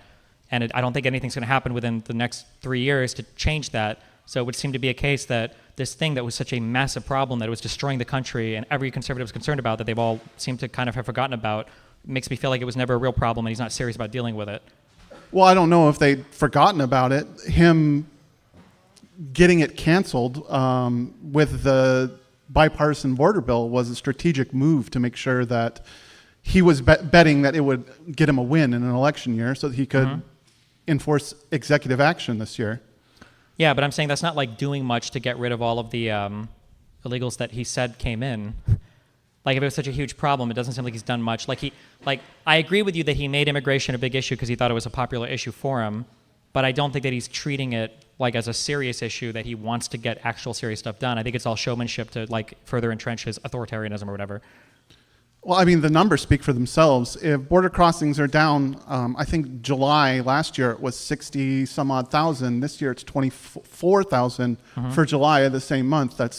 He's drastically cutting encounters down at the border, and that's deterring new people from coming in. Sure, but if somebody has like 5 inches of a 6-inch knife stuck in my back, and then somebody else trades hands and they hold it, but they're not pulling the knife out, like I'm still dying. If 25 million illegals came in under Biden and Trump stopped all of the inflow, that's fine, but we apparently 3x'd or 2x'd the amount of illegals in this country, and he's done basically nothing about it, which makes me think he's not treating it with any level of seriousness. It's all like a meme to him. Well, in-country apprehensions are up as well. So he's ramped up enforcement. I believe Biden had 64,000 arrests or something along that in the last fiscal year. And Trump's had that in his first 50 days, or I'm sorry, the first 100 days. So he's matched the arrests that Biden had all last year with the numbers just the first 100 days of his presidency. So he's obviously ramping up his local enforcement. Sure. How many arrests was that? I believe it was 62,000. Okay, and you said that was in his first 100 days? Yeah. Okay, so I'll be generous, and I will assume that, we'll say that it's not like, chances are it was higher in the very beginning because you go after the easy targets and then it's going to get harder, but let's assume that it's not. If we say that it was, we'll say 60,000 in the first 100 days, right? You said around 60,000. You're president for 4 years, which is what, like 1,200 and 240 is like 1,440 days. So we'll say about 1,400 days. Okay, so 14 times 60,000 is like 600,000 plus 240,000 is like, if I'm not fucking this up, like we're at less than like even, or I lost myself there. About like 1 million people deported. Like what? Like assuming that the same rate stays. I'm just showing like by the numbers. Like by the very end, he's deported 1/25 of everybody that came under Biden. And conservatives have been telling us that there's been a horrible immigration crisis prior to this. So that's to me, that's what I'm saying is a deeply unserious position to have. Yeah. Well, I mean, okay, so not Even only if is he he 5x'd his deportation rates, 5x them, that would be maybe around 5 million out of 25 million that have come in illegally. the deterrence factor is also an issue as well. But that's for because, people coming in. Well, not only from people coming in, people self-deporting as well. Yeah, but we I don't believe have the like numbers. 10 million self-deporters, right? Well, the numbers in the immigrant population are down at least 2% so far for the first part of his term. So, And the immigrant population? yeah, it's trending down right now. Does that include legal immigrants? That I'm not sure of. No. Okay, because that would be really bad, right? Because they probably are the ones that, I imagine a legal immigrant is probably the one with the most money, most like ability to be here, right? If they're paying and going through the process legally and all of that, like these are going to be selected for like high performers, right? Generally speaking. Yeah, generally speaking, yeah. Yeah. So if those people are leaving, that's probably really bad. Well, we can't say for sure that it's going to be those people specifically, or it's going to be illegal immigrants. It's just the immigrant population in general is going down. So he is having an effect. And for every 1 million people that are subtracted from the illegal population, we're saving billions of dollars. I don't think that's necessarily true, but like, I don't think it's going to be millions even by the end of his 4 years. And remember, the number that he keeps giving for Biden, assuming he hasn't increased it again, was 25 million illegals came in. Okay, so he has an unhealthy relationship with Fox News where he feeds into it and it feeds into him. So I don't really trust him when it comes to numbers. But the fact of the matter is, when it comes to the encounters that we have documented encounters under Biden that were astronomical, and he has lowered them significantly. So I know we keep going back to the encounters, but the 25 million that are here. Do we know, okay, realistically, do we know how many illegal undocumented immigrants actually are here in the United States? I think prior to Biden, the estimate was usually around 12 to 13 million. Okay. So why are we going to assume that just because Trump said it, it is now 25 million? Well, but now you see the problem is you're asking me to trust his border numbers and you're asking me to trust his deportation numbers when he's already shown a propensity to lie about other numbers. Well, I'm asking you to trust the institutions reporting of the numbers and not what's coming out of Trump's mouth. Sure, because but the institutions under Trump are still reporting. Well, are they? I think it's hard to trust after the jobs numbers came out and he fired the one lady. I think it was the head of the, whatever is it? It's not CBP. That's Customs and Border Patrol. But the jobs department person, right? Or him trying to pressure and fire people who are part of the governor board for the Federal Reserve Board, or him like explicitly talking to all of his, cabinet members, telling them what they need to say or do. Like, for instance, this is an unfortunate thing, and I know this is a hyper-partisan issue, so it's hard to find any common ground. But like, if let's say that the shooter. Here's a big problem. Let's say that the shooter of Charlie Kirk, let's say that we find tomorrow, he did have another Discord account. It's a crazy Antifa leftist, insane account or whatever. Personally, I don't know if I could ever believe it now, maybe, but it's hard because here's what I know, and these are undeniable facts. The President of the United States and I think Kash Patel and other members of Congress, they all staked a position on the identity of the shooter and his ideology before they knew anything about it. So why would I trust these same people who can't even admit the results of the 2020 election to come out and release information showing that they were wrong about something? Even if all of the institutions, even if they were still all perfectly functioning, which I think there's good cause now, especially with Kash Patel basically admitting that they fired people who were involved in like the Mar-a-Lago raid, or they fired FBI members who weren't loyal to Trump, whatever the fuck that means.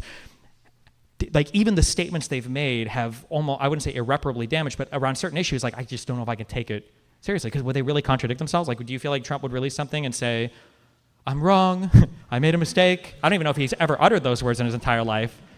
Well, no, I don't believe that Trump would, but his administration, while it's less than the first term, has kind of gone against him when it comes to certain things. Can you name one thing and one person? Bondi saying that she would release the Epstein files, and...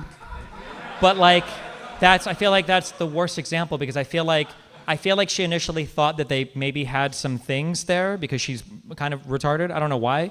But then Trump obviously now, I think we have a lot of information now saying that the FBI was marking stuff where Trump's name might have come up, and now we also have it not being released, and now all of them are defending the idea of not releasing anything more about it. So much so that like Mike Johnson is like not seating an elected person, in the House for almost a month now, I think. So it seems like they are all following him, right? Like what? Like, tell me. Okay, so Pam Bondi said, in the Southern District of New York, we found a whole bunch of boxes of stuff in the fucking burn bags or whatever the fuck else. The burn bags might have been some Obama shit. I don't know. But we found a bunch of stuff, and then we're going to release it. And then I'm hearing from people in the FBI and everything that they were showing stuff that involved Trump, and they were marking stuff for him. And now we're hearing, I think she just said today or yesterday, actually there was no client list. What am I supposed to believe on that? Like, if I'm just like an impartial observer. I would say you go with the FBI on that one generally. So a big issue that I have with the FBI is, was this Bongino or Kash Patel, or it might have been both? At least one of these guys, Bongino I think is the deputy FBI director, right under Kash Patel, was literally on a podcast with, I don't know if this was a Joe Rogan one or a Tim Pool one, but he's literally saying like, I've got friends in the CIA and they've told me that they've seen all the Epstein stuff and they know all the information and everybody knows it's there. He said that. So now, and it was really awkward because it reminded me of fucking Hassan on Jenk's show when he had to apologize for the 9/11 comments. When I'm seeing Dan Bongo Balls and fucking Buggy Eye Patel are sitting here on some mainstream media network and they're saying, we've looked at it all, there are no Epstein files, all of it got released. Like, what am I supposed to believe there? That's like a hard one. Like, I don't know, like, how am I supposed to make sense of that? They must have lied at one point, and if they've lied at one point, like, fuck, well, when am I supposed to believe them? Especially when it's always, right, they're always taking the politically advantageous position, right? Because that's an easy way to read it all. So how can I think they're in a truth-telling position? Well, generally speaking, if they're on a podcast and they're talking to the base, maybe not, but if they're under oath, generally we should be able to trust them. So, I mean, so I would say, okay, so this is where the conspiracy part of my brain would kick in, okay? So I would say, what if they just lie under oath, okay? And then the retort would be, well, I mean, like, are they gonna lie under oath? That would be a crime, they could be in big trouble. And then, you know, Destiny, you've said in the past that conspiracies like this involve a lot of moving parts. There would have to be a lot of stuff in order to make something like that work. And then my counter retort would usually be to I would concede the argument and say, yeah, this probably wouldn't work. But I have like so many examples of Donald Trump literally pardoning people who were literally obstructing investigations, who were doing so out of loyalty to him. Like Roger Stone was an example of that. Like every cabinet member that he had, every person that he's had the ability to pardon, he's pardoned. All the Jan 6ers, all of his past, like Manafort, Stone, Flynn, Bannon. So but like, if you get into that train of thought that anybody can lie under oath, it can go very well for the Democrats as well. So what do you mean? If they can lie under oath, how can we trust anything that they say? How could we trust the January 6th committee that anything that they testified to was accurate at all? Because when they were, one is because there's a treasure trove of information out there that they released about it. And two, I think when they were conducting all of that stuff, they weren't expecting to get pardoned by Biden. Well, I don't think they were expecting to get pardoned by Trump either, the January 6ers themselves. So I don't... Well, like, I could argue that they weren't expecting that. The amount of charity, though, because one, Trump has literally pardoned people around him who committed crimes and obstructed, right? Roger Stone told another witness how to cooperate. He said he wouldn't squeal on the president, and he was pardoned. And then two, like at rallies in the past, Donald Trump has said, like, beat that guy up, like, I'll pay for your lawyer, ha ha ha. And then three, like a lot of the people that went to January 6th, Trump was literally there giving them a speech. Like, I'm sure that they thought that they were marching for a righteous cause and that Trump would, help them and be there for them. And I think they all acted accordingly. I think that's why they were willing to go as far as they did and why they committed the crazy stuff that they did with the expectation that they would get pardoned. And if I were to say that like all of those pieces were there and then they did do that, and then they did get pardoned, like it seems like a really easy A, B, C, D, E, F, G. Like it's like all directly there. Well, and then you could lay out the same trail then for the January 6th committee. You could say that it was all there to point the finger at Trump, to get him under the gun, and then everyone kind of knew under the table that he was going to pardon him at the end of his term anyways. Well, I don't think anybody knew that because one, that was an exceptional thing that I don't think has ever been done in U.S. history. Two, there are no emails or comments about that ever. None of them ever floated that idea. There were a lot of comments from like Giuliani and Eastman who were literally talking about, can you put me on the pardon list on the way out from the Trump admin because they thought that they were going to get charged with crimes.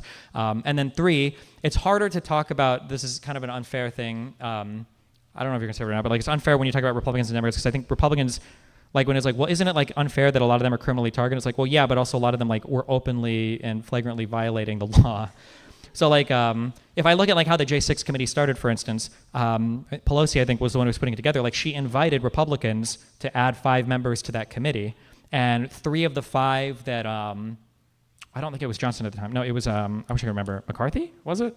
3 of the 5 members that were floated. Pelosi said, well, we can't accept these 3 of 5 because they're directly implicated. I think it was Jim Jordan and a couple other guys. They're directly implicated in a lot of these investigations, but like, we'll take the 2 that you suggest and you can suggest 3 other ones. And then the Republicans said, no, we're not going to participate. So the 2 that they managed to find are now universally hated by Republicans. It was Kinzinger, or however you pronounce it, and Cheney, and now they hate them. But like the Republicans chose not to participate, and then now that they've, now in the future, they're like, oh, well, of course it was rigged. There were no Republicans. Like, well, yeah, you guys chose not to participate. But we can also look through all the J6 stuff. Like there's like thousands and thousands of pages of deposition. There's tons of video. The official report is 960 pages long, and like none of it is seriously contested. Like people will say like it was biased. It's like, okay, well, what part was wrong? Like there's nothing that was like made up, right? Do you like when you, I don't know what your position is on it, but like, I know you've probably heard it said a lot that the J6 committee was biased or partisan, but like, is there a single fact that you can think of that like is incorrect that they reported on or they had their committees on, or? No, not really when it comes to J6. I'm Sure. just saying that the whole idea of, well, you can't trust them even if they're under oath, it does swing both ways, and it does lead to a breakdown in us being able to communicate across the aisle. I agree, but I'm saying that like I think that when Biden did these pardons, I think it was an exceptional measure for an exceptional time, shown against like a political enemy that was willing to break whatever boundaries, borders they could to do political prosecutions of other people. I think that if we were arguing moral high grounds, I mean, I would say the Republican Party's in hell when it comes to moral high grounds at this point. But like, if we were arguing moral high grounds, there might have been a gotcha that Republicans could have gotten if Trump could have made it through even one fucking year without doing a political prosecution. But as soon as Trump came in, I would argue Biden was fully vindicated because Trump literally starts targeting law firms with executive orders. He starts pulling security clearances and Secret Service personnel for people he doesn't like. He starts pulling funding from like universities that he doesn't like. And then now we've got officially indictments against Comey for like the most wild, ridiculous, stupid shit ever. And it looks like political prosecutions. And I think, actually, I don't think this, I know this. Donald Trump explicitly verbally said, I want to go after all these J6 committee guys, but Biden pardoned them all. It's like, okay, well, it kind of seems like then maybe that was the play, even though it is a breakdown of norms, but it's not, I wouldn't argue that like Biden was breaking norms. I would argue that Biden was responding to a severe breakdown of norms.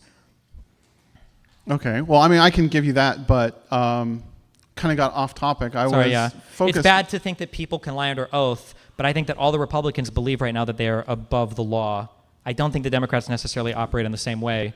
You can see that with the fact that even during the Senate, the confirmation hearings, I don't know, I'm sure at least one did, but I don't remember a single confirmed member of the cabinet agreeing that Trump lost the 2020 election. That's crazy. Well, did he? Yeah? I think he did. I think he did. Yeah, just a little bit, so. But I've also heard in response to that recently, there's been some talk amongst Democratic talking heads that they're calling into question the 2024 numbers. So it's something that happens on both sides now. Yeah, but the difference is that the calling into question of the 2024 numbers is being done by some independent people. I should know this. I talked to the guy actually who's behind one of these. They're doing it. They'll go through the courts on it. They have the ability to do that if they want. I think we should support their ability to do it. But this isn't being led by the Democratic Party. It's not being led by any lawmakers. Kamala and Hillary conceded immediately, right, as soon as they lost. Trump didn't want to concede. He said openly he's never going to concede. He still says that he won that election. And so I would say the behavior is already markedly different. But I would even take it a step further and say, if the Democrats were to put up the exact same fight that the Republicans did, which I don't think they should do because I think Trump clearly and plainly broke the law in several different ways, the Democrats would even have more justification because Trump, one, did try to steal an election, and then two, there was like behavior of people who were charged and convicted with crimes who were trying to help people get access to voting machines that they shouldn't. The most common example, or the most prominent one, would be that Tina Peters lady, I think in Colorado, who let a bunch of the fucking Mike Lindell guy and a bunch of people in to take like photos and take hard drive copies of like some of the voting machines, which never should have happened, was never allowed to have happened. So like if Democrats were paranoid about that, they would have a reason to be. Republicans had no reason to. And you know this because when Democrats were, we can even look at the behavior. When Democrats were saying the election was rigged, now you've got some people who are looking at ballot totals or whatever else are saying this. Donald Trump was saying the election was rigged a year before the election. Well, he doesn't trust mail-in ballots because of Fox News told him not to trust it. So I don't agree. I think he doesn't trust them because he knew they were going to favor Democrats because of COVID. He knew the Democrats were more likely to stay home and vote because historically mail-in ballots never really favored one side or the other. If anything, I think the studies have these slightly favor conservatives because more military people tend to do the mail-in ballot thing. Fred, you still have more time, but I just need to make a quick announcement. Are there any other debaters in the audience that bought a debate ticket who haven't gone up yet? I'm just checking it out. And that's, is that David? Yeah, okay, David, you'll be up next. Everyone will be going home with a free signed poster tonight and a picture with Destiny if you want one. We will transition to that after we are done with our debaters. But Fred, please continue. Great stuff. Oh, do you have anything really else? Bailed me out. Thank you. I appreciate that. Because I was prepared to focus on immigration and energy exports. In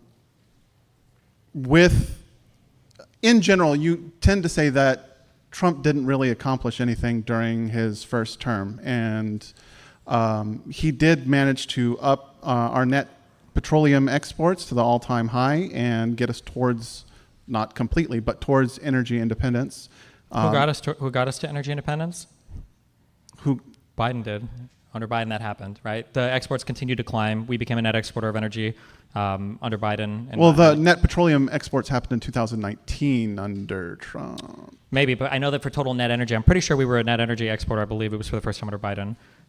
But our energy exports just continued to increase and increase. Maybe some of that was spurred on by stuff that Trump did, but I know that in general it continued to increase under Biden. I was under the impression that we were still a crude importer under Biden. I think we might have to import crude, but there's like a whole refinery process that makes it like usable in other oil products, right? So like we import from Canada and everything too. But Biden has removed the natural gas pause that Trump has removed the natural gas pause that Biden put in, and so we are now an exporter, one of the major exporters of liquid natural gas, thanks to Trump as well. So sure. I would have to be fair, I'd have to have more familiarity with these policies to know, I guess, how I feel about them or why because like there are some things that he did, like there was one for like opening drilling on like federal lands or whatever, but I think that there were like so few like reserves related to this that it didn't really do anything. He made a big deal about this, but it didn't actually increase the drilling that much. I guess when I look at the biggest issue that I have when I look at Trump's like energy policy is it seems like he doesn't have an energy policy. It seems like he has like an old I was gonna say Rockefeller. He likes like oil and coal. Like that's his policy. And whatever increases like fossil fuel, he just likes that. And I don't know why you wouldn't take a more comprehensive approach to generating energy unless you literally just have like these weird biases against anything that people call green. Well, his policies in general can be distilled down to like one word sound bites. That's the way that he operates. And then he relies on the rest of his policymakers to kind of extrapolate what he wants, because while he has been pushing for more energy independence and more, energy, it's not just coal. He's gone about it through other sectors of the industry as well. Sure, but he's like killed like so much solar and wind related stuff just because he does, and like you can tell that he doesn't have a good reason for it. When he's talking about like the sad dying whales for the wind turbines, and when he's talking about solar doesn't work at night, like I feel like these are unserious arguments, especially after he bragged about painting the border fence black. Like, why couldn't they cross the border at night if that's how solar panels work? It just seems like a very unserious position, which is my issue with like all the Trump positions, I guess. Is it just there's not like this concentrated effort to really do like a big push in a reasonable way. Like you say, like he relies on his policymakers. I think in Trump 1, I think you could say that. In Trump 2, he just picked a bunch of like, it's mean, but I would say retarded sycophants who are wholly incapable. Like I think that I feel like if I was Kristi Noem, I would self-deport. If I was the Department of Homeland Security Secretary and somebody asked me what habeas corpus was and I didn't know the answer to that, I would just bury my head in shame forever. That would be like...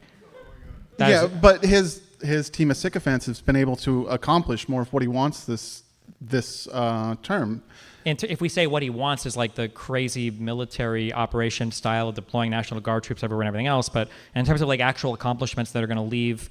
America changed after this administration, like policy-wise, basically nothing, right? Well, to be fair, like deploying troops on U.S. soil is definitely going to be a big change from the past. So. Yeah, he's done like a lot of authoritarian stuff, but he hasn't done like a lot of stuff that's going to leave like a positive, lasting effect if that was his goal. Like our trade relations with the rest of the world, I think, are going to be hurt after this presidency. They're hurt now. They're going to be hurt for a while. That's going to take a while to earn trust back. Our military alliances, I think, are severely undercut right now. Well, our military alliances, because of his pushing, spending in NATO is up across the board. Yeah, because he hates them. Yeah, he hates them because they weren't paying their fair share.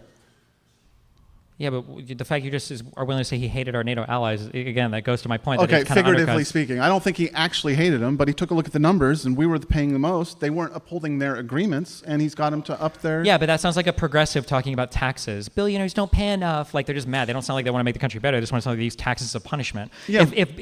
If Trump was saying something along the lines of, like, I want to do XYZ mission, or I wish that our NATO allies contributed more so that we were a more cohesive unit or whatever, that's fine. But all he does is he shits on NATO constantly, and he brags about making people pay more money into it like it's a big fuck you to everybody. Like, that's the approach, right? Well, the big difference is, progressives would do that too if they could, but Trump has a big red button that allows him to push it and get instant gratification. So, of course, he's going to push that button. Yeah, but why would we support somebody like that as president? You're describing a retard. It's working for him in some It's strange working way. for him insofar as like he's like a good reality TV show host, but like I don't think it's working for us in the country. It depends on the metrics that you're going for, but yeah. Well, yeah, I guess if you're looking to watch reality TV. That's all American politics is right now, according to Fox but why? News. So. Because we elected a reality TV star, I think, right? Like, I feel like Biden conducted himself in a manner more consistent with the decorum we would expect the President of the United States to conduct himself with than Trump has in the past and is currently doing. I would tend to agree with you on that one, but the fact of the matter is Biden had the tools in his kit to accomplish a lot of things that Trump is doing right now, and he just didn't do it. I think border crossings are down, as I've said. Those numbers are true; they're hard facts, and they were done through executive order. So that bill didn't need to be passed at all. Well, I mean, one, the EO is going to be challenged, and I think it is being challenged right now. I don't know where the case is at on that. And then two, we didn't get like all the increased funding and everything else for the arbitration judges to actually chew through all of the asylum seekers here that were caught and released to like actually decrease those numbers. Like those people are still going to be floating around for however long it takes to process them, because I don't think we ever increased the funding for the asylum judges or anything. Yeah, but we're not getting flooded with new people into the system. I understand that. 25 million though, it's a lot. Any final thoughts there, Fred? I guess I just like Biden dealt with a lot in his administration, and I think he accomplished a lot. Right? We had the whole Ukraine-Russia war opened. We were coming off of all the crazy COVID stuff. We had the whole Israel-Palestine stuff, like explode. Like all of that stuff was going on internationally, and then we still had to rebuild in the United States, which we largely did. And then like inflation and the illegal immigration, everything was coming down at the end of his term. For Donald Trump, the illegal immigration was increasing. It was starting to go back up. It was higher in like the last 2 quarters or something than it was ever under Obama. But then COVID hit and everything shut down. So he was lucky there. He got saved on his immigration numbers there a lot. So yeah, I feel like if these were problems that we actually cared about. Would you be happy? I guess the final question, I'll give you the last response. Like, if we got through these 4 years and all Donald Trump has done is executive orders and march the military around, and there's no legislation and no permanent solutions, or at least long-term solutions to any of the problems we have, would you consider that to be like a success or more successful than Kamala would have been? No, absolutely not. I think that's a first step, and he needs to basically take the rest of American policy more seriously in order to become a good president. But immigration is a deeply personal issue to me and my family, and he has made real gains in it, although I have to take a look at what he says realistically as well. Sure. But holistically, if we were to examine his entire presidency, he has to turn some things around, absolutely. Okay. That is the West Coast. Keep your applause going for your main man, Donald Trump's worst nightmare, Destiny.